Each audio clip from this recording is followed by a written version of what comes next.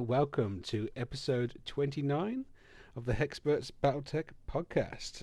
This week, we're going to be talking about those Wolf's Dragoons. A woo. A woo! Your host Whoa, that's kind of cool. your host this week, I'm myself, Lewis. We got Tom over there. Ohayou gozaimasu! You're getting real Japanese lately. Nathan down there. Bark, bark, yiff. He's gooning. And we got Dom over in his MCP corner. What? What? Pictures! Spider-Man! Spider-Man! I'm Bricks. Yeah. So this week, Nathan has been bugging us to get our lore kind of series moving along because it's been months since we've moved along in that. And a big part of moving along the Battletech kind of lore is the happenings of the Wolves Dragoons. So this week, Nathan is going to be filling us in a little bit more on some of the deep lore on the goons. That's right. We're going to be going over all of the Dragoon's antics while under Davian contracts at the start of their illustrious careers. But before that, we've got a bunch of other stuff to talk about, don't we? Yeah. If you want to hear about some of the stuff that happens before that with the Wolves Dragoons, check out our mercenaries episode. Well, I don't know if Nathan might recap what happened. I don't know. He might do. He might do. Lewis, the Davians is the first thing they do. What? And we talked about the Wolves Dragoons overall. Yeah. Yeah, that was a test. See, I knew that. Anyway, so before all that, let's talk about some news and hobby. So, what have we been up to? So, Nathan, what have you been up to then? I've been very slowly trying to get 10 Cataphractic Terminators painted. And I've been going quite fast for my personal standard. 11 models with like 1, 2, 3, like 4 features left to paint, which is just shoulder pads, claws, and like fur on them. Brother, that's most of the model. No, most of the models armor and metal trim and metal bits, which I have done. Yeah, as well as that, I've been playing some games. I was supposed to give a Alpha Strike intro today, but because of the London Derby, they were too busy watching that. Not Dom, by the way. It's not Dom, even though he is an arse. Even though he is a gooner, as they call themselves. I am a proud gooner. He also likes Arsenal. And on Wednesday, he was a lovely wolf gooner, I think. Well, those 2 streamers were. Anyway, so I also have been playing some more bolt action as well, because I love bolt action. I love the Italians. I played a game today against my usual opponent, Jake, friend of the podcast, and I managed to actually get a draw out of him despite him having 2 German Fireflies, which I was quite surprised at. But yeah, that's about does me for hobby. Yeah, so, Tom, what have you been up to? I have been furiously painting pretty much everything except Battletech, Oh, for God's if I'm sake. being honest. Yeah, I know. What have I been painting? I've been painting up a bunch of stuff for the Baron's War. This is actually probably my greatest betrayal, but on the same day as your event, Oh. more information, I'm actually playing in a Baron's War event. Oh, So, come on. unfortunately for Lewis and everyone else, because you all love me, the Baron's War event did actually... I was aware of that first, and I'd already booked tickets. Otherwise, I would definitely be coming. Yeah, what Tom doesn't know is we booked that knowing he wasn't available. Oh, true. So I've been trying to get some men-at-arms and foot sergeants painted. So they're just oiled up now, Is this the awaiting some basing. footsore banners of Baron of War or whatever? Is the footsore Footsore miniatures Baron's War, yes. I've been the man-at-arms and the foot sergeants though are from Victrix, which are one of my favourite miniature companies for medieval stuff. To be honest, I could do a whole medieval podcast, but that's not what we're here for. So I will shut up about those. I've also... What else have I been painting? more cavemen? Oh, I painted some cavemen. Yep, I have painted some cavemen. but I've also painted a witch hunter's warband for Mordheim as a bit of a personal project over the weekend. I probably will put up some pictures. There's no reason that I did that. Kind of pictures. I just painted them. They look cold because I've done some snow basing, Ooh. but they're cool. It's the old Mordheim models, so they're all very expressive and look sad. But apart And from that, I've just heavy, been right? and heavy. I've just been painting. Yeah, I've just been pissing about, really. Vibing. Yeah, vibing, doing anything but what I need to be doing, really. Yeah, cool. Well, Dom, I bet you've been painting some Marvel Crisis Protocol. I have commission work. Commission work. Professional Yeah, painting. the worst kind. Pro painted. Yeah, I've been painting like models and stuff, but nothing too kind of interesting to talk about. Just it is what it is. Cool. I'd say I've not done a fantastic job. I managed to paint one Space Marine, but I Do you had... know what it is? Do Right. you know the reasoning behind it? Go on, Dom. So my my boiler broke. Oh yeah, remember you telling me about this? So I had no hot water and no heat. So if I tried to paint in the freezing cold, the paint would just be like. That's Bad. also why I've not painted masses of Battletech. Because Dom's boiler broke. Yeah. So That's exactly what. so you and Dom Little both... known Hexperts fact: Tom lives in my boiler. I'm actually the reason Dom's boiler broke. I was I'm more concerned that both of you it's need too big. the boiler, so you just get in the bath together and have a hot water painting session. Lewis, What? that's for our After Dark episode. Thank you Oh, very much. Damn. Stop speaking. Okay. Anyway, Should you wish to know more about that, please subscribe to our non-existent After Dark episode. That it doesn't exist. It will though. it apparently will. It will. Anyway, I painted one Space Marine because I was doing work stuff, doing training, flipping in the helicopters underwater, which is all fun. But it means you can't paint Lewis is Space a Marines. super spy. It sounds like I'm a super spy, but I'm not a super spy. Just a man gets flipped in the water, doesn't like it. Yeah. When Tom and I are having a bath together, Lewis is flipping upside down in the bath. Yeah, Lucy's just at the other end of the boiler. end of the bathtub, Tub. doing The like tub. the crocodile death roll in like snorkel gear and a full tank. Oh, we can't get Nathan to get in the bath. That's the problem as well. No, if you I get feel like Nathan, my he leg's gonna spawns get into 6 twisted off by a- Marines. By a crocodile. Anyway, if you'd like to see any of that hobby progress, one day I will post that on the Hexperts Sorry, Battletech I podcast. thought you was going to Instagram. say if you'd like to see me rolling around in a bath with a snorkel gear on. That, I mean, if, if people we want to can see get- it, if people want to see it, then 100 paid donations, Lewis will roll around in the bath with the snork on. I will do those things. That will be the 100th episode celebration. I'll Loose death rolling in the bath with like a leg of lamb, a raw leg of lamb. I'll fucking do it too. We'll both do it. We've got it in Dom's bath there.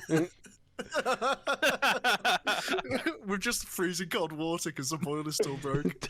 Yeah, exactly. God. But yeah, so Whatever you see is very. It's very cold outside. yeah, so Just whatever you see. So anyway, so if you want to see the hobby side of things, check out the Hexperts Battletech podcast Instagram, which is Hexperts_Battletech_podcast, and I might remember to post some of the things. If you guys send me the things, I actually might put them up on the Instagram. I put my stuff Okay. up, but I don't put anyone else's Yeah. because I'm selfish like that. What in the goddamn? Yeah. I don't know what's going on. Just send me some pictures and tell me to post them up. Anyway, Yeah. at the end of the hobby section, Dom is now starting to show us his tips. Dom, have you got some tips for us? Fucking Lewis. Get your fucking tips Get your out. tip out. Oh dear. Have you got a tip That for was us? horrendous. Have you been too cold for tips? That was genuinely shocking. Oh my god. I feel shaken to my core. Tom's shaking your tip. Yeah. This hobby tip is more for like outside of kind of painting and modeling and more for like game tools, game aids, whatever you want to You put it. can't do the stick one again. You Um, did the stick one last time. No. But this one is about tabs. Anyone know what tabs are when it comes to books, Warhammer books? Yeah. Oh Battletech yeah. books? Of acid? Question mark. Tabs of acid while you play Battletech. That's my hobby tip of the week. Totally accurate battle simulators. Simulator. Yeah. So, what you can do is you can attach tabs to pages of the rulebook that you find yourself frequently visiting, and you can write on the tab what that page is for. So, for example, say you're playing Battletech and you need to know how to you can't figure out how to do the hit rolls properly. You can just pop a little tab onto the end of your on your Battletech rulebook, and then you can quickly flick to that page. And if you do that for all the pages you frequently visit, it will save you lots of time when you play your games. Especially handy if you are like a newer player, or if you're playing in like a tournament setting and you maybe have rules scattered across lots of different books, you can quickly flick to them. Have you got a place you recommend buying these tabs from, Dom? Because I've heard about them, but I've never got around to buying any. Or is it just more just know they exist? They don't pay me. Well, They don't pay me. Have you bought some yourself, or just? They don't pay me. I'm not going to give them a glowing review. It's just a hobby tip. Okay. Well, I'm sure. If you want us to advertise your book tabs, we will take sponsorships. We are sellouts. Yeah. If you want us to advertise anything, we will do it. I've seen. I will also advertise like Love Honey as well. Any sex toys, I will. I'll advertise regular honey. I'm sure that's fine. That's fine. You can advertise unless you watch the B movie. Apparently, it's not good. But we don't. Jerry Seinfeld voices the bee in the B movie. Yeah. You know that. You know that Jerry Seinfeld had a 50-year-old girlfriend when he was 33 years old. Yeah. What's the deal with the age of consent? Oh dear. Anyway, thank you for that hobby tip, Dom. That was fantastic. That didn't go quite how I planned, but we will carry on to the news. So there is actually some news this week. Is there? There is news. What? Yeah, there's some news. Battletech Force Manual Mercenaries is coming out on March the 4th. I assume in What's that America. even mean? No, it's not. It's not coming out on the 4th. It's the we had the Dragoonus Combine and the Federated Suns little books. What are they called? Force manuals, like their little codexes. They're doing one for the mercs. For mercenaries. Yeah. That's a very large-ranging topic they're trying to cover. To be fair, they've released this before. It's like a It's a it's redo of it. It's a bit of a tidy up and redo of the older kind of, I can't remember what they call the old books, but it's basically that book again. But I feel like in the new ones, because it was kind of the same with the Drac book, wasn't it? Yeah. Like, it used to be its own book, so they do add some new things, don't they? Like they added all the different kind of combine mechs with the melee weapons on them, which still hasn't been uploaded to half of the Force builders on the internet. Get to it, lads. Yeah. Well, they're doing it about as fast as I'm converting the axes onto the mechs. Yeah. So Why convert axes onto mechs when you could just 3D print them like I have? I've gone into a lance of creating combat dudes ready to go. I'm going to crush your 3D printed mechs with my hand. What, like you did my urban mech? Yep. Ah, sad times. Yeah, but that's coming out March the 4th in America. So I assume there's going to be a PDF available, and we might see that next year, maybe, if we're lucky. Is that Star Wars Day, March the 4th? March the 4th be with you. Is that right? I think isn't it May the 4th? I know that you're doing this on purpose, Tom. That's Battletech Day, I think. That should be the official Battletech Day, March the 4th. Yeah.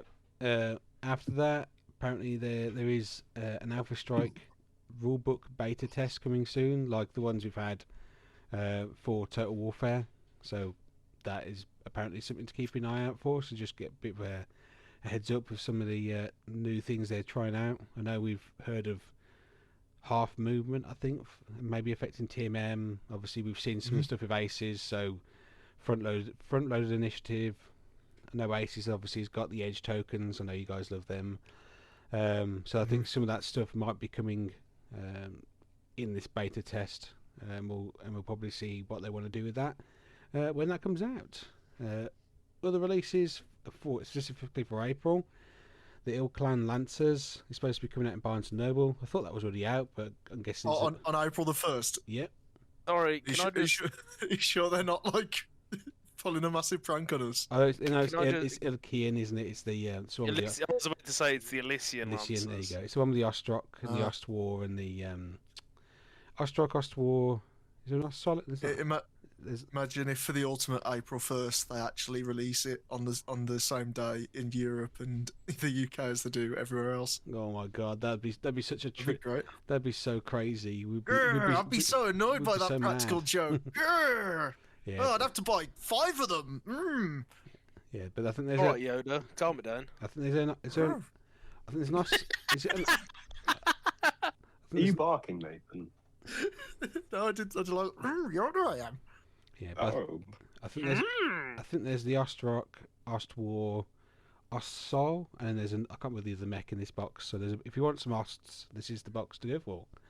Is it the Ostwar? Do we get the Ostwar? We get the Ostwar, but the fourth mech's isn't the Ost Scout. It's something else. But it's a good mech, but I can't remember what it was. We could look it up. Okay, that's cool. We could look it up, but I'm not going to do that right now. We've got the Salvage box for Legendary Warriors, which I think is just, I assume, some of the legendary mechs. Maybe it's some of the ones. I believe it's all of the ones from. Well, it's all the legendary mech series, but as salvage boxes. Hopefully, that's the first legendary mech warriors boxes too, because they're getting a bit silly in price. Some of them now. I believe it's all of them combined into one set. Cool. We've got the Sea Scale Timberwolves. That's the one, the museum scale or the big Timberwolf from the Kickstarter. I know you like that one, Tom. That's coming out retail. What, the Timberwolf? Yep. Yeah. You can get some more. Oh. The Clan Invasion box, I think, is being retired, but they're going to be releasing the mechs minus the elementals in a force pack. I think it's like Clan Battlestar. It's got a name, but it's supposed to be coming out April. So I think that's interesting. With new mods as well, so hopefully, yeah, it should be hopefully a bit nice, bit cleaner cleaner finish on them anyway. Not that they were that bad. I believe I heard that there was one issue with the box when it was Kickstarter though, where your Timberwolf would come with a variable amount of LRMs. That's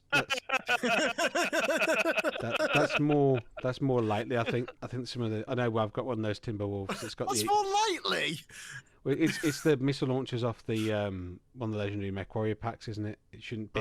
They've put the wrong ones on the Timberwolves. So I know I've got one with the is it the ATM-12s? I mean, it could be somewhere between ATM 9 and 12. Yeah, it's the wrong. There's a bunch of the Clan Invasion Mad Cats. If you bought them since the Kickstarter's come out, check your missile launchers because there should be 20 missiles in each one, but there's not always. Oh man, it is. To be fair, it's just real. You're just getting scammed by Clan Seafox. Yeah. Yeah. So hopefully, with the new molds, that won't be happening anymore. But yeah, it's a shame that box is coming into an end. But obviously, they must have some new plans, some new boxes coming soon. Maybe a new fun Alpha Strike box, based in some other time period. Potentially so. They've got some map packs, glaciers, map packs, volcanic, hotspots, Draconis Reach. I know you like that one, Tom. And there's 8 neoprene maps, which I think are these. These I think are the ones that the glacier and the volcanic. I think they're they go together, and they basically make the the like the super, like the massive map design Yeah. where it's like I think if you buy it's all- like an 8x4 or something like that. Something Yeah. daft. So I think you get glacier on one side and the volcanic on the other, and as you said, you can put them all together to make the really big map, or obviously Well- run them separately. I wouldn't mind playing on like the massive maps. I I've feel like Lance versus Lance would be quite The funky. BFMs. yeah. Yeah, I Mhm. think that they'll be. To be fair, I think if there's one thing that I will say is just consistently really good quality, it is the BattleTech maps. Even the paper maps are actually really high quality. Mhm. I do like a lot of them. The only maps I haven't got on with are the lunar maps because I can't read. I can't read what they say. Yeah, but Lewis, that's because you're I also can't read. illiterate. It's true. So yeah, so they're coming, which is cool. June, July, we've got the map scale leopard dropship. Oh, we've got even more. Oh my god! So we've got So is the map scale the shrunken down versions? yes, Yeah. That yes. fit in like one or is it 3 hexes, something like that? These are, I think these fit in more than those hexes because the actual dropships are quite huge. Well, They are. if you think about how like even shrunken down, they're gonna be massive. Obviously, as you know from the games, you fit Yeah. you fit 4 mechs inside the bay of it, so it's got to be at least quite a considerable Yeah. size. I think it's I can't remember how many hexes they are, but they're multiple hexes anyway. And then you got the mech scale ones, and they're practically Oh, they'd 3 be, quarters of a map sheet. yeah. You got the new scope of the Union dropship, which is cool. The Battletech, Egg. yeah, egg. The Gothic Abominations Force pack is coming. Ooh, That's Is it- that's legit. To be that fair, says I will buy that. It says Force packs, so there might be more than one, which is interesting. I think there are quite a few monsters. Snowblind, To be fair, there's quite a few that we know of. yeah. So I know you want to talk about other news, but I feel like that's probably gonna be the most popular Gothic box. It's gonna be those abominations. I do want the big Gears of War looking fellas. I Personally. want all of them. They're just sick out. I like not even to play Gothic. I just want them to play in normal Battletech. To be like, fuck you. Here's another Capellan experiment. There's another strange experiment. Yeah, I was about to say Capellan experiment. Go! Ah! Yeah, I think it's nice that there's a couple of packs, but I think obviously, hopefully, we do get some of the smaller little fellas in there as well as the big monsters. But yeah, so I'm looking forward to seeing those. And I think when that comes out, I think you'll probably see a couple more of the Gothic boxes get sold in conjunction with them. I'm actually gonna go out on a limb and say, I genuinely think that they're gonna sell better than the boxes. Interesting. It's a good chance. I've got no Surprise. skin in that game, but It's a good. And Snowblind is supposed to be coming out June, July. It's towards the end, so I assume it's probably more July. Obviously, we talked about what's inside, what we know is inside that box. Last episode. This is going to be like the most painful 9 months. I'm gonna have to wait till I can get my hands on it. Not allowed I'm that just box. gonna see it all. I'm just gonna see all over Instagram all the really nicely painted bloody Kingfishers, Vikings, Nova Cats, and then I'm just gonna be sat there,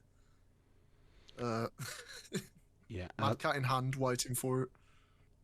I think also it's been noted that the box set will include tokens for a bunch of vehicles. However, the vehicles are available that are going to be part of this box set in the Battlefield Support Fire and Battle pack, which is the one I think you got the tanks off, some tanks off Yeah. Billy for. So the Vendetta, SRM, LRM, and Manticore. So you'll have tokens for them, but if you've got that pack already, then those are some of the tanks that I think are going to be included in the campaign. If I've read the news Be a properly. good place to jump. Would you say this would be like a good place to jump into the Battletech or not? The Snowblind box. Yeah. Would it be a good place to jump Absolutely. in or not? It's. I think you definitely need to have the Battletech You need Alpha to- Strike box. I think to kind of to play the campaign, because for some of the missions you need the buildings out of it. However, you don't you could substitute them with something else, but I So, think if so how is that going to work with them discontinuing the Clan Invasion Alpha Strike box set? they haven't stopped the Alpha Strike box set. They've stopped the Clan Invasion Oh. box. You know, the one with the 5 clan mechs and the 2 elementals. That box is Okay. coming to an end, whereas the Alpha Strike box is still carried on. So if you're happy to buy the Alpha Strike box set and the Snowblind box set, they'll work together, and you can play a campaign with those. So that works, and I think you get quite a lot of stuff with both of those. You get, obviously, you've seen probably the amount of terrain that you kind of get with the Scouring Sands set, that when Nate's been setting his up for some of the games at the local shop, Dom. So probably be something closer to that. It's not I a bad. think at the end of this, once they've released like 5 or 6 or like 7 boxes of this, there's just going to be one book where it's like the mega campaign, where like you have to battle in all the different biomes against all the different dudes. Potentially, or it might be something someone does, because obviously there's going to be a good chunk of people who buy, I assume, all of the boxes, but then obviously there's a lot of people who won't buy all the boxes because they're not interested in the clan mechs and the ACES system. Something that I think could be interesting is if you ran, because obviously this is meant to be set in 3150. Yeah. Right. Yeah. Towards the end. I feel like, now I'm sure that someone in Catalyst has already had this idea. If not, if you are listening, take it for free. Just send me a box when you inevitably do it. A Clan Invasion Aces box, where you play in like you could even play it like a kind of a roguelite campaign. Yep. Where you play through the Clan Invasion. So you play as a mercenary company and have to play against all these different clans, maybe on different planets or whatever, where you're trying to defend the inner sphere from these marauding clans. Yeah, well, obviously it's kind of what they're doing with this box set, but obviously it's not exactly the same. But it's. I'm just saying, take it 100 years earlier. Yeah, I think it is an option. I think at least with the Ill Clan era, you've got a bunch of mechs that are either ramped up in a sphere mechs or downgraded clan mechs, so you've got that kind of range of mechs you can choose from. Whereas I think obviously we've all experienced trying to play Clan Invasion where our inner sphere mechs we're struggling to get the points on the battlefield, and the clan mechs are struggling to get things cheap enough to actually put any mechs on the field, and you usually end up with a bunch of assault mechs versus a bunch of light clan mechs. But Lewis, I think this is almost the perfect thingy to sort that, because you can have it where your inner sphere people are necessarily a little bit outnumbered or outpointed. Yeah. But they're people. So I wouldn't say like an intro campaign, but I think it'd be fun if you kind of had the thing of, yes, the inner sphere players maybe have 70% of the points of the clan players, but the clan players aren't players. They're the part of the cards. So you've kind of got that thing where the players have to outthink the game. Yeah, there's been a bunch of people mentioning the idea of selling boxes with the idea that you've got either mechs, like aces kind of cards with the mechs, or aces cards with the commanders, and doing this kind of thing where, like you said, you could have like a clan box for the Clan Invasion, and you've got like a captain from the Clan Invasion and a bunch of mechs with their cards as an option, so you could do that. But I think they're trying to now lean into the Ill Clan era now. I think they're not doing stuff in the Invasion, but I think now they're kind of leaning more that way. They're cowards. Yeah. Yes, they are. I'm joshing. Yeah. So I think whatever they do will be really good. Cool. Well, obviously, problem first, we won't see these things probably for another 6 months, so we might see some of this stuff in December if we're lucky. Hopefully, we can get aces and some of these other packs from some other suppliers that aren't in the UK. So let's have a quick look. So that's news. Unless you guys have heard anything else cool in the news. We can move on to events. So I'm going to shamelessly steal Mike from Tales from the Peripheries podcast's events page because he's actually good at keeping it up to date. First event. Oh, what's this? This is our event, which Tom's not allowed to come to. Battletech Bros Alpha Strike Doubles Day at Federated Tabletop Gaming. This is a doubles day, 125 points per player. It's pretty much just a nice casual day. It's kind of aimed at new players. You could bring your kids down and have a play with it, just kind of have a little play and have some Alpha Strike games. We can bring mechs down if you need some mechs. There's lots of food places nearby. It's run by a bunch of us who are demo team members, so we know how to demo the game in theory. If you fancy coming down to that, obviously message us somehow. We've got an event page on Facebook if you want to. That's the official place for it, but obviously let us know if you're thinking about coming down so I can make sure to have reserved enough tables. And that is on the 8th of March, 11 AM to 4 PM at Federated Tabletop Gaming in Bedworth. Next event, we've got the Salute Wargame Show, which I think you've been to this, Tom, haven't you? Is that at the X? Oh, I'm actually going to this. Are you going to this? Well, I'm going to Salute. Yeah. I think there's a bunch of the demo team who are going to be down there. I think Mike usually goes down there. I think Stuart might be down there. Yeah, I'm not going as a member of the demo team. The reason I'm going because the day after I've got an event in Milton Keynes, Yeah. and Mike, friend of the podcast, and I are going with a couple of other our mates just the day before. See, they didn't invite us. So- Never invited us. You're not coming to the Bushido event, are you, Lewis? So Could be. I could have come. Could have been changed. But yeah, so that's happening at April 11th, 10 AM to 4 PM at the XL London show. Cool. And then I suppose next kind of main event coming up is the UK Games Expo, which is the 29th of May to the 31st of May. It's at the NEC. As we mentioned last episode, Catalyst Game Labs aren't going to be at the expo. However, the Catalyst demo team are running a bunch of fun events across the 3 days. So feel free to pop down and say hello to the demo team and maybe look at booking some events if you're into that. I will probably get a list of what actual events are down there because I need to write the list down because I know there's a bunch of stuff but I don't know the exact events. And there's a bunch of other fun events, but they're like in August, so I'm probably not going to read them out just yet because there's a bit of time before then. So yeah, I think that's pretty much all the upcoming events that I know about. If you have any more, let me know and I can read them out. Well, I'll try and read them out anyway. Cool.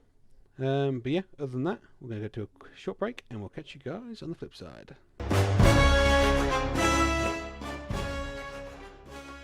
And we're back from the... I said.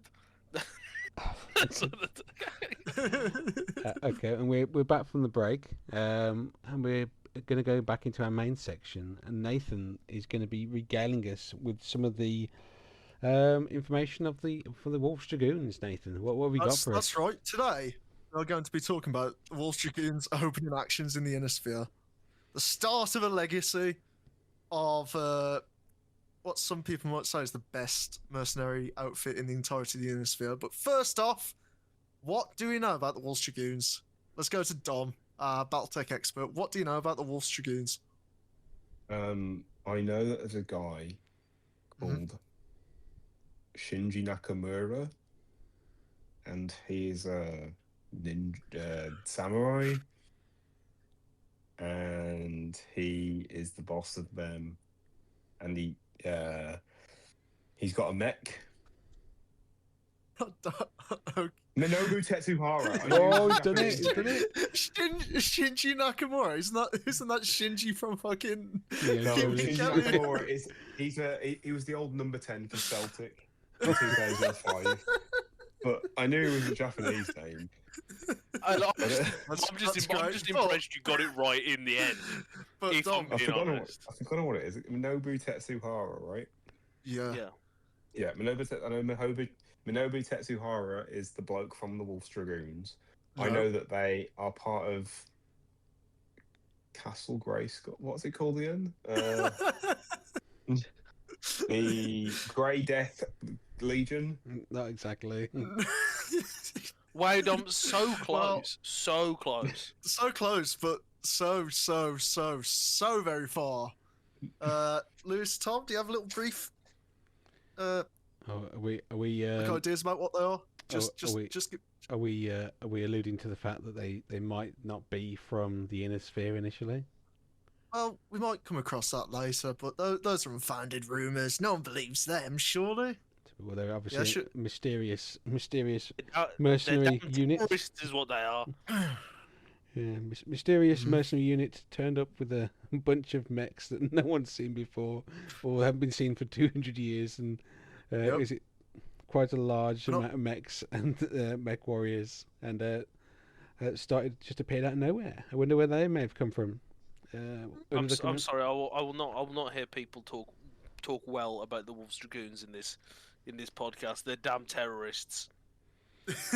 They're fiends. Are you, They're damn menaces. are you- I are need you- pictures of Jamie Wolf. are you are you channeling your inner Cretan there, Tom? I'm channeling my inner Greek Samsonov. Yeah. Well, at this point, they're cool guys, but obviously, Mhm. as soon as it gets to Wolves on the Border with Big Nobu, other Cretans are available. They are nasty men, of course. Gasp. And their space station deserves to blow up. Yikes! I can't believe you'd say that. But yeah, let's go back to the start then. So it all starts at the planet of Delos, presently in the Delos system. Now this system has been pretty much untouched by the Succession Wars because of how near the periphery it is and how far away it is from all the other borders. When suddenly, on April the 11th, in 3005, a heavily escorted convoy of jump ships suddenly appear in system What? with a bunch of ship designs that haven't been seen for 200 years. Fully loaded with overlords, unions, leopards, and even the almost extinct lion-class dropships. So you can imagine this causes a bit of a fuss on the planet, and they send 2 fighters to try and take down the entirety of it and see what's going on. That when they get there, they're very politely told to go away or they get exploded, which doesn't exactly help the planet with the panic on the planet until they get a radio message from the massive flotilla where the person giving it names himself as Jamie Wolf, leaders of the Wolf Dragoons, and one note he wants: employment. Got any So- jobs? You want to have my CV? He sends them his CV, says, My do bro- you need some sheds building? And, well, seeing that one of the biggest forces of fresh jump ships and mechs seen in over 200 years has just appeared in like some rural some rural Backwater. backwaters, like front yard. They're like, oh shit, we need to get we need to send word to the prince. So they do send word to Prince Ian Davian, who at first is really skeptical because he's been in a big war with the Cretans, and he thinks that they might be a ploy to sneak into the Davian space and blow them up. Would the So- would the Cretans ever do that, Tom? Nope. No. This is lies. Never. That's dishonourable. Fabrications would never happen. So he does what any brave man does and sends his cousin, William Schuler Davian, to investigate. He's a Who bit. goes there with her.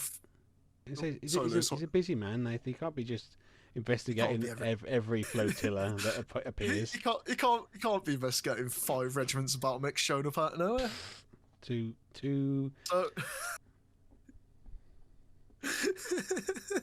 so then you got William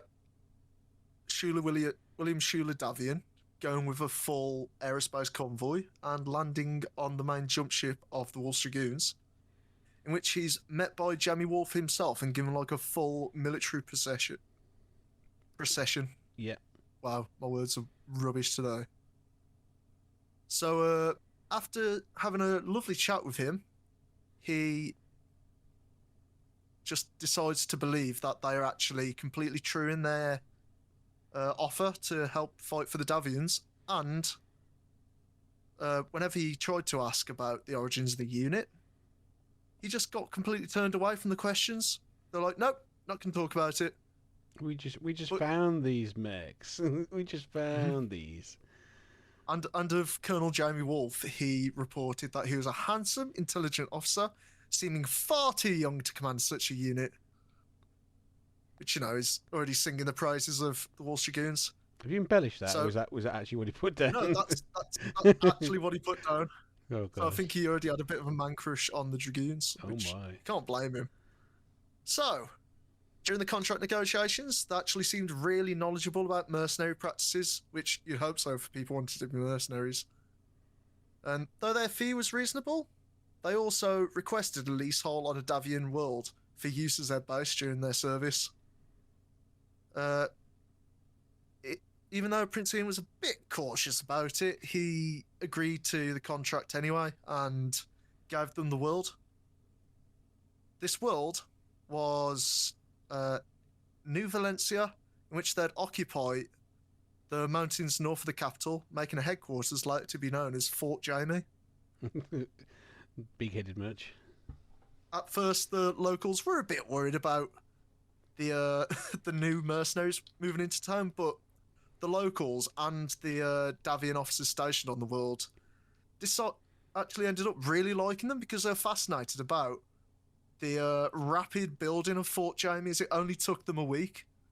So it'd be like in Georgian times, during the Napoleonic War, where they'd have like picnics outside the battlefields.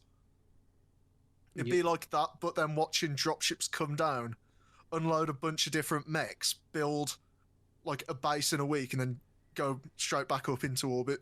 Or if they tried to do HS2, the train line, in the actual timeline it was supposed to be built in. Yeah, Oh.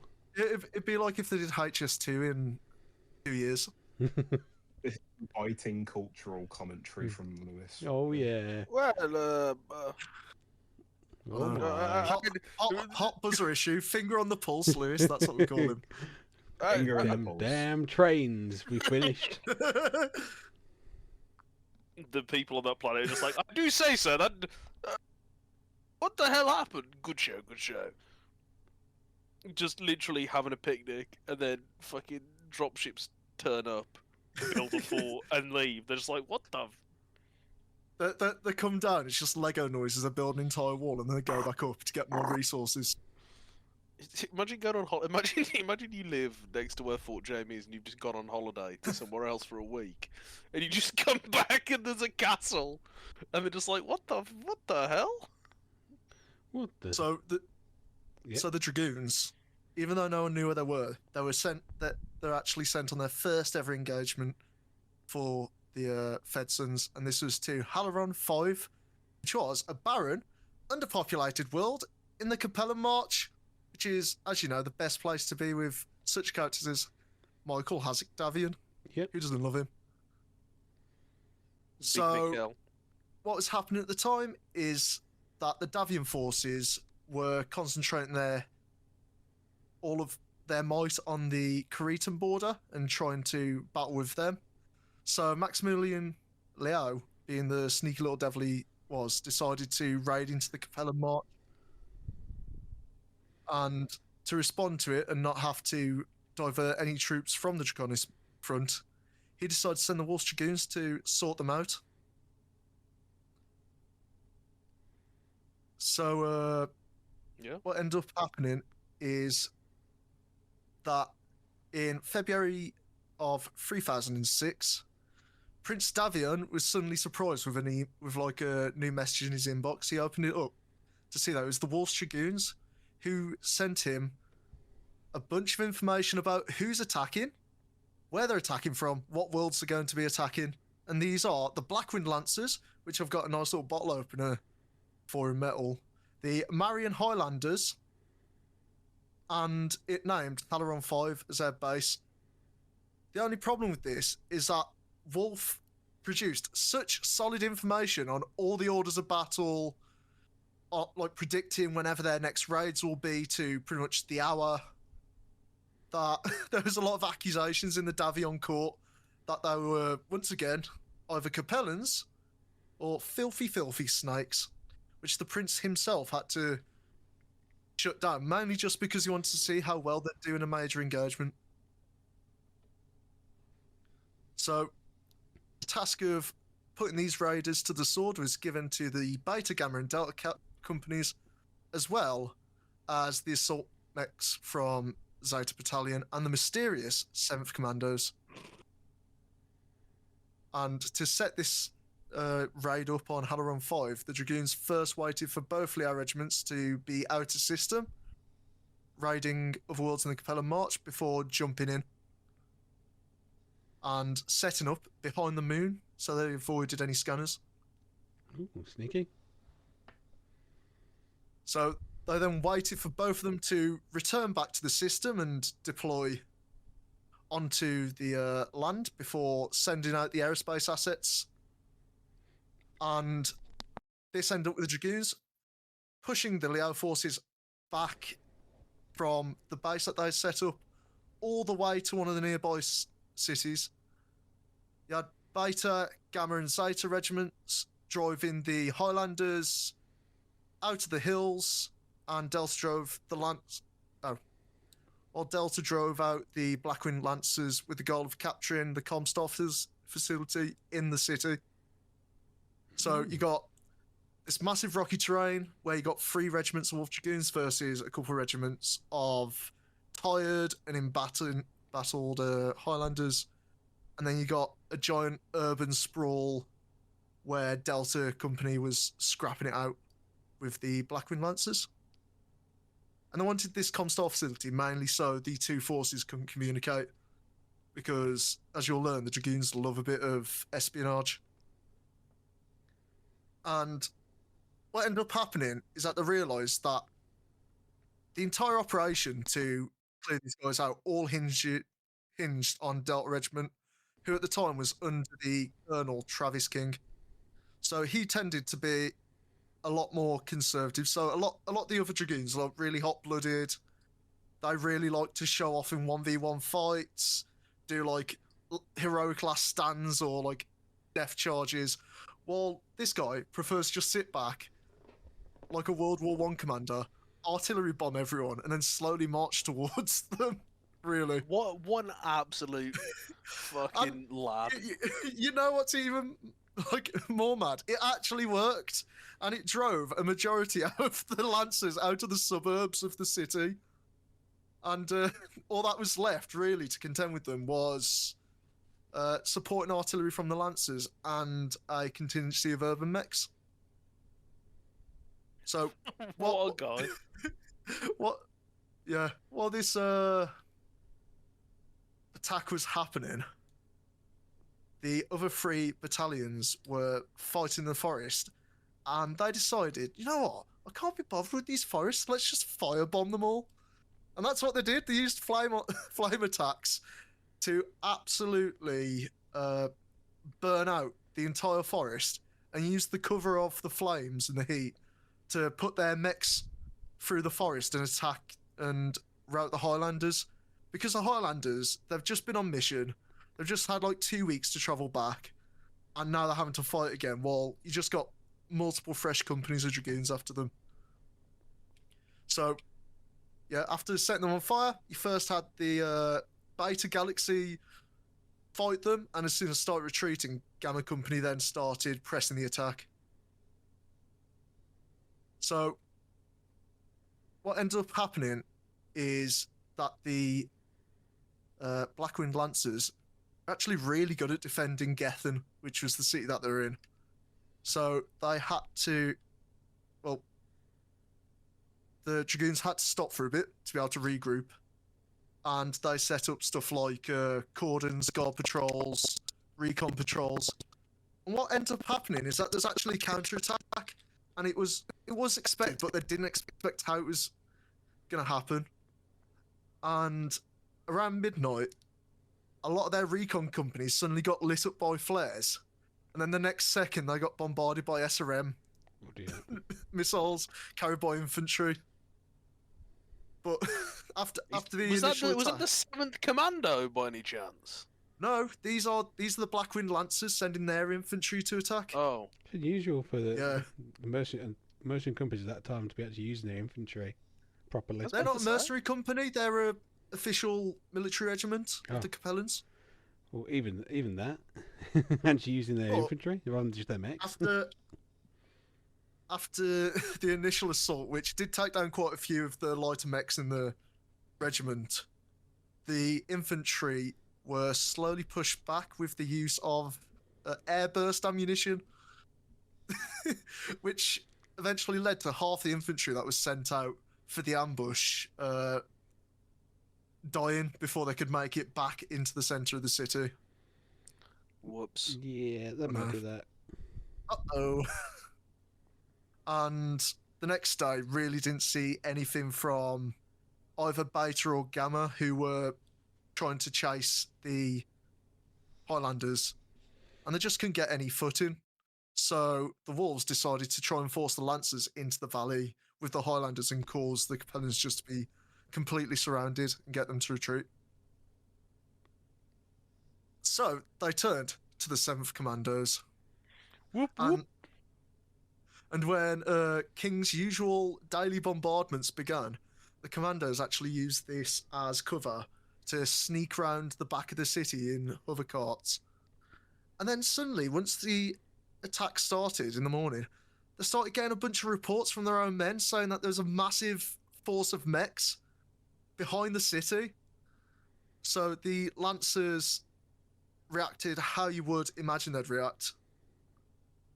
And they left a small rear guard and escaped the city to fight this new massive mech force. And it just turned out this was a complete lie. The Commandos actually just hacked all of the radio gear, got into all of the encrypted radio lines, and they just ended up chasing the Commandos in their hovercraft deep into the valley before they realised that there wasn't actually any mechs. The Delta Regiment then pushed through, destroying all the rear guard, and the Lancers then, due to them running into the Highlanders, caused mass confusion as the Highlanders were both receiving the message that there was a massive force of mechs coming, and there was also a massive force of mechs coming into their rear. So this ended up with a massive panic of the lines, which allowed them to close the noose a bit. However, it was a bit unlucky because there was reinforcements that eventually did come, and they managed to slip out of the trap and board the transports, the reinforcements, before fleeing. I mean, So that was... to be fair though, I will say, as much as you say, well, unfortunately some of the Blackwind Lancers got away, they were soundly defeated. So, Yeah. like, I think that was still... it was like their first major victory, and they routed 2 entire Capellan regiments in Big W 5 for them. days. 5 days to capture an entire planet and stop all the raiding that was happening from what was the planet? Yeah. Oh, is it? From Halaron 5. So then next, their next big battle was the raid on Styx. So after returning victorious, blunting the Capellan attack, and becoming a key mercenary unit, the Davians decided that they needed to keep the Capellans off balance, and chose the planet of Styx, which is a large industrial base, as their main point of attack. So what ended up happening is that you had Alpha Regiment and Epsilon Regiment, which were being commanded by Jamie Rolfe, being sent off to the planet to cripple Capellan military power for a time.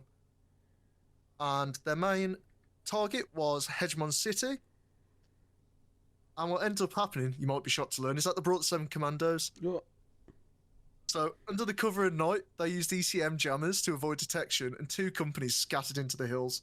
And what followed is 2 days of constant fires going off, power cuts, people not tipping the waiters, What people the heck? digging, just absolute havoc. And the planetary guard started thinking, wait a minute, are we having some rebel action here? Oh, no, we've got rebels, we need to deal with them. So after 2 days, they then went on to raid the Russell River Dam. So this dam provided quite a lot of the power to the city, but also because they used all the pyrotechnics they possibly could. Just fake missiles just to make explosions, a bunch of lights, try and make them think there's a massive like mech force attacking them. They all go, oh no, that's where all the rebels are, let's go and take them out. And what ended up happening is that they sent the entirety of the 4th Capellan Cavalry, who were on the planet, except for 1 regiment, to go and stop these rebels. And as soon as I got there, the rebels had just vanished. Because, you know, the 7th Commander just snuck out.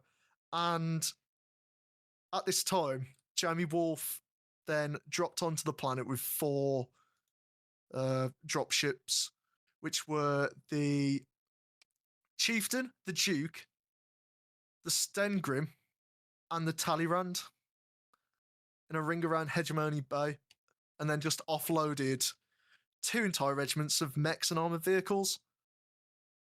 At this point, the 4th Cavalry realised that they were tricked and frantically moved back to the city, where they were met by heavy aerospace bombardments, which slowed them down enough to allow the forces of Alpha and Epsilon to smash through the 1 remaining company and get right into the tasty industrial area. And what ended up happening is that they caused so much damage to it that they stalled the majority of Capellan military industry for 6 months because of the amount of damage that they did to all the mech producing facilities. I mean, that's pretty good, to be fair. Mm-hmm. And what ended up happening is that there was actual, well, it doesn't really say what kind of naval in the book, but it says that naval units were then sent and put into position to start attacking them. But the 7th Commando managed to, through tricks, through clever tactics, managed to stall them long enough to allow 3 of the dropships to land into the city. Now, you got to understand, these dropships are absolutely massive, and it's like landing a helicopter in the middle of like a school playground with basketball nets. Like, any slight miscalculation, those dropships are going to be wonky, or they're going to crash, fall over. But no, the Dragoons managed to land 3 whole dropships in a mostly beaten down industrial area and evacuate everyone, like all the mechs as well as all of the commandos. So that's 2 very successful raids under their belts. Sorry, when you say dropships, you mean like the AE I mean- class? I mean the eggs. Oh yeah. I- No, I was like leopards. No. Get They thingy. got 3 eggs in there. Oh, So obviously this didn't really improve their reputation with the Confederation, but it did absolutely improve their reputation with House Davian. And Liao, after 2 majorly embarrassing events, decided it was time to counterattack against the Dragoons. So what ended up happening is at the beginning of 3007, the Wolves felt really secure in their place because New Valencia isn't really on the front lines. are kind of a bit further back, so you wouldn't think that they'd get really involved in any raiding. So both the Alpha and Beta regiments, accompanied by Wolf, were sent to the planet of Weekapog, I think that's how you pronounce it, to be a backline unit for a planned attack on the St. Ives Compact. And Jamie Wolf wanted to go there just because he wanted to help set up all of the logistical parts on there, as they're going to be stationed there for a bit of time. Because if there's one thing Jamie Wolf loves, he loves logistical work. Boy. And everything was going great until McCarran's Armoured Company suddenly appeared in the New Valencia system. The boys are here. Big Mac! Big Mac's here. Big Mac. Managed to, because this was deep raid, they managed to sneak through multiple systems without alerting any of them until they got there.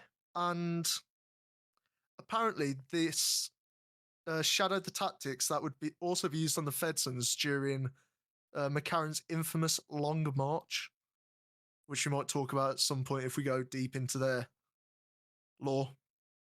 But the most senior Dragoons officer was Colonel Wilhelmina Korst, who was in charge of the Gamma Regiment, and she instantly sent word to both New Avalon and Weekapog, and then started trying to shape up the Dragoons to be able to weather this attack.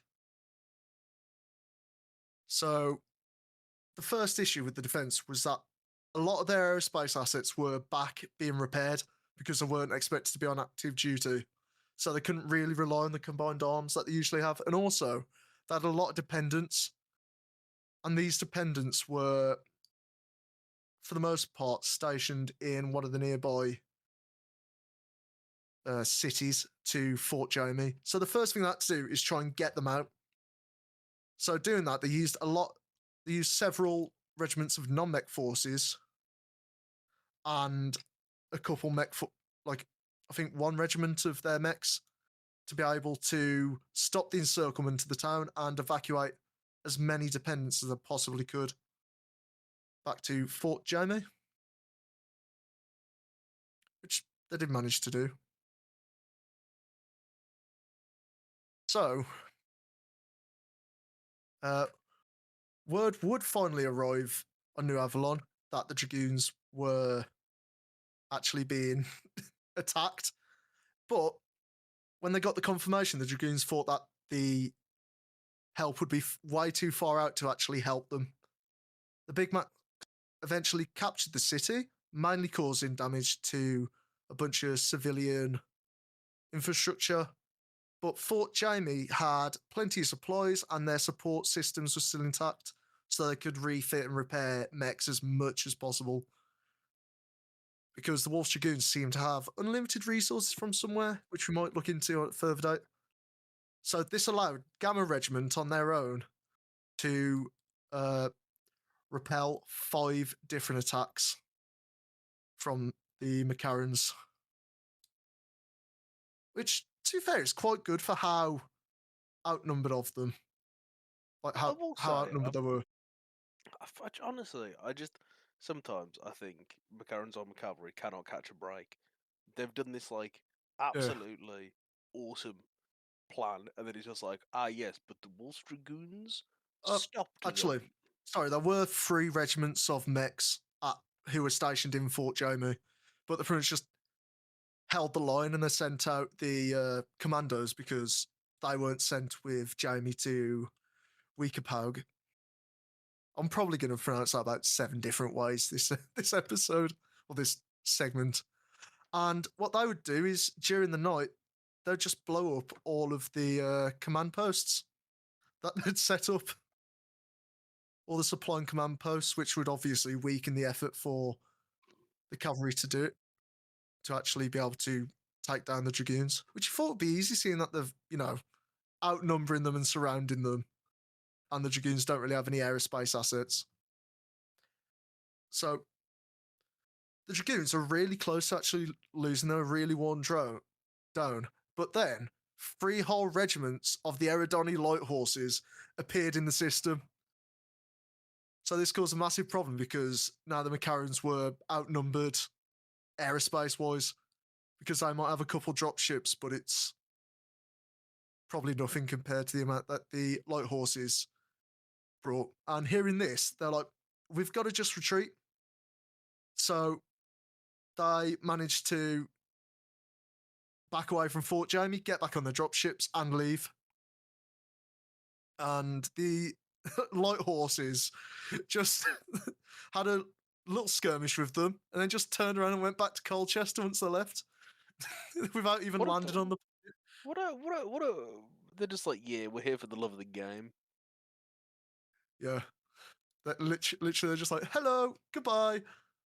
So, they obviously then, when the Dragoons after this had most of their dependents go unharmed, but the civilians of Rightland, I believe it's pronounced, suffered a lot of casualties. They're told about Big Mac troops rounding up civilians, searching for Dragoon family members, and several mass executions by subordinate cavalry commanders.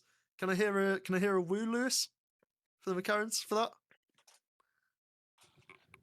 It's a big W for the. I mean, obviously he's just too stunned to speak, but this was a big W for the Big Mac. Oh dear. Oh, I've actually got a law tech, but we'll talk about that on law tech of your tech. But yeah, so Jamie Wolf finally got back because as soon as he heard the news, he rushed back with probably one of his companies and instantly set all the mechs to rebuild the entire city, which led to half of the city being really thankful for this and being like, oh my god, you rebuilt our city, and the other half actually resenting the Dragoons because they thought that the Dragoons brought the Macarons company to them, which they technically did. I mean, there's no technically about it. No one was attacking just New did. Valencia before this. No, and they're like multiple systems deep. But Wolf was like, damn, we got to do something about this. So he sent the 7th Commandos and the Special Recon Group to attack Macaron's base world of Menku. They create panic and confusion by destroying supplies and damaging the mechs, which led to them being put on pretty much garden leave, or just being what's the word for it? Being put on guard duty pretty much for the next year. And the Macarons were really annoyed about this and really wanted to go and attack the Wolves. But Maximilian Liao, in a rare bout of clarity, decided, no, we're not actually going to do it. We're going to just sit back and relax. Not do anything. And the Big Macs and the Wolf Dragoons wouldn't end up meeting each other for another 4 years, which will be probably another episode when the Wolf Dragoons do finally join up with the Capellans. There was, however, a bit of strife because Zeta Company was not happy with this little raid and really wanted to just go up and wipe them out. Just wipe them off the face of the inner sphere. And Jamie Wolf said no. And this actually won him the favour of Ian's brother, Hans Davian, who thought, hey, you're a cool dude. I don't know. This absolute nerd. Who's that guy? Never I mean, heard of him. First Prince Ian Davian will be around for so long, so I don't think we need to. First Prince Ian Davian will never die. Sounds like Pants Davian, am I right, guys?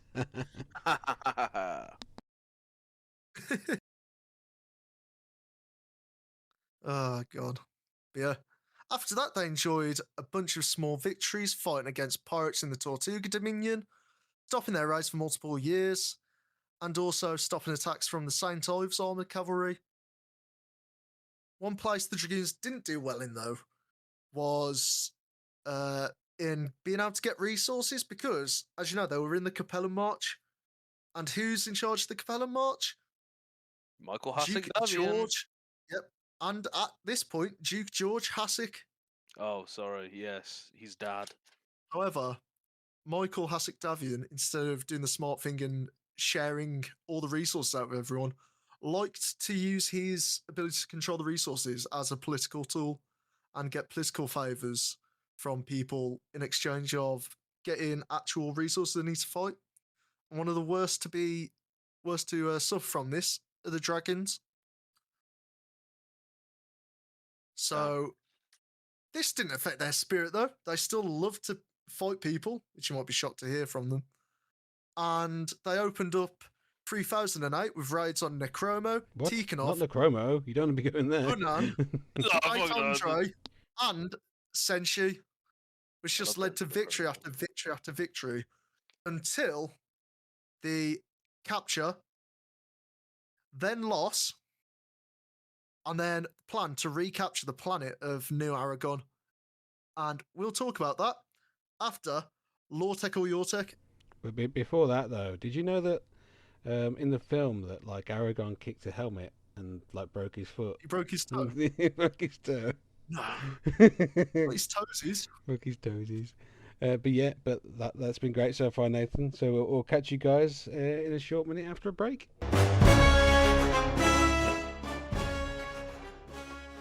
And we're back from the break, and we're back with everyone's favourite segment. We're back with Lore-Tech or Your-Tech with Nathan. So yeah, welcome back to Your-Tech or Lore-Tech. Today we've actually got one that involves the Horse Dragoons. I know you might be shocked. So if you don't know how this works, I'm gonna make a statement. It's either going to be completely made up, or completely true, or in case of Lewis's, almost completely true, but I change a word. And then these fine folks will have to try and figure out whether I am telling the truth or telling a big porky pie. Porky Pie. So this Lore-Tech actually does surround the topic today, which is the Horse Dragoons during their time working for the Federated Suns. And it is that, due to their amazing performances, they were subject to numerous media reports, newspapers, holovids, and they even had like an entire docudrama about themselves. And I don't know if this is going to be like Animal Planet or if this is going to be more like The Office. yeah, midwives.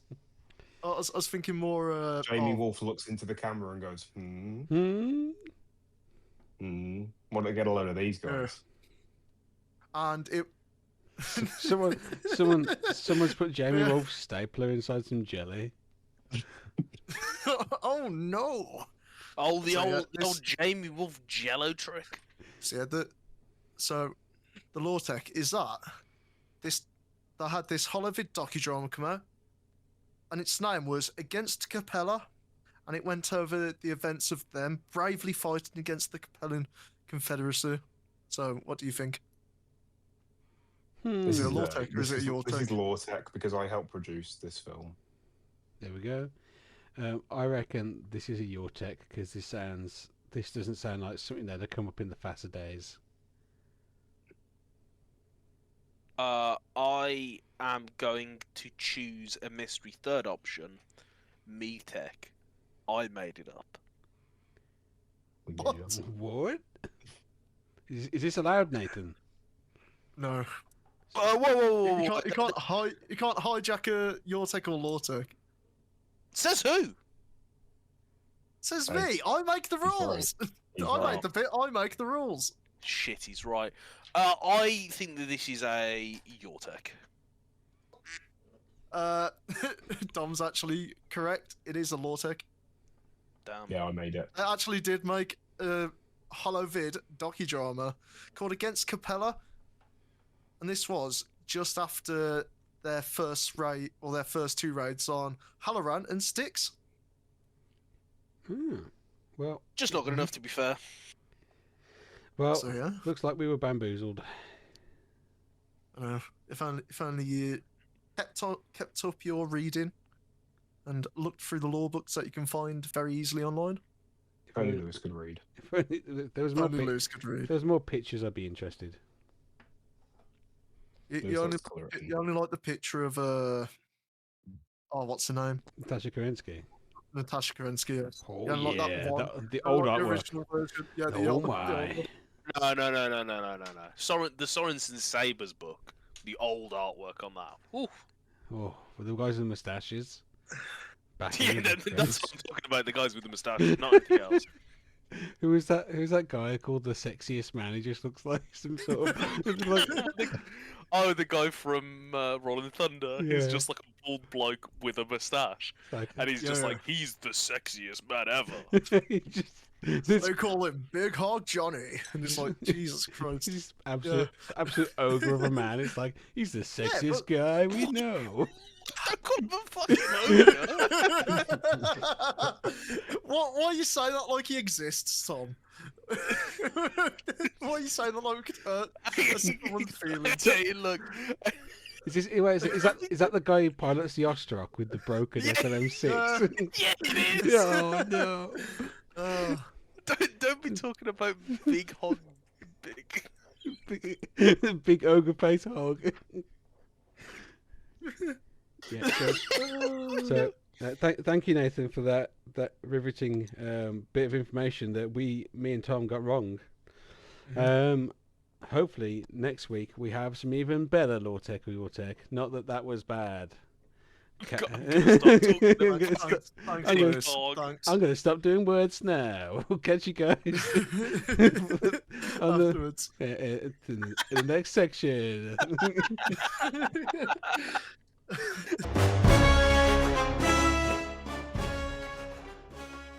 And we're back after the break. And thank you very much for that lovely lore tech or your tech there, Nathan. It was really good, Nathan. Lewis is wrong. I didn't say it was bad. You just You said it was terrible. No, did did not you say that. You did. Pure lies.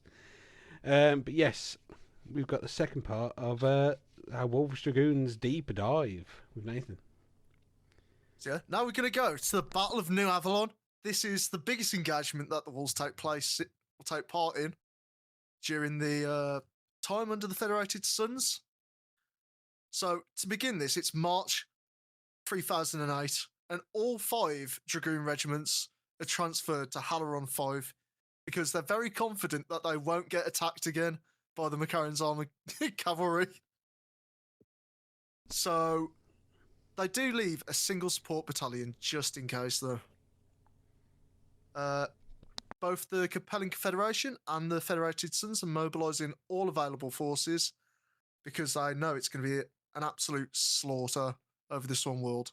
So in defence are 8 entrenched Capellan regiments, and these consist of the 1st and 2nd Kearney Highlanders, the McCormack's Fusiliers, and the Waco Rangers, who Oh, no, aren't not Waco. important.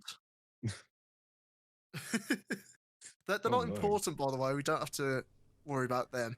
And they're all in an area called Monte Escado. I think that's pronounced correctly. Sounds a bit foreign. Is it Monet? Escardo? Tom, you need to do your pronunciations for us. Pronunciations is a crazy way to say that word. What am I Sorry, doing? Estacado. It's Estacado. How would you pronounce that? Estacado. Estacado. Where the Estacado. where? Okay, where I'm having a look here. I can't see. After the low tech and the notes.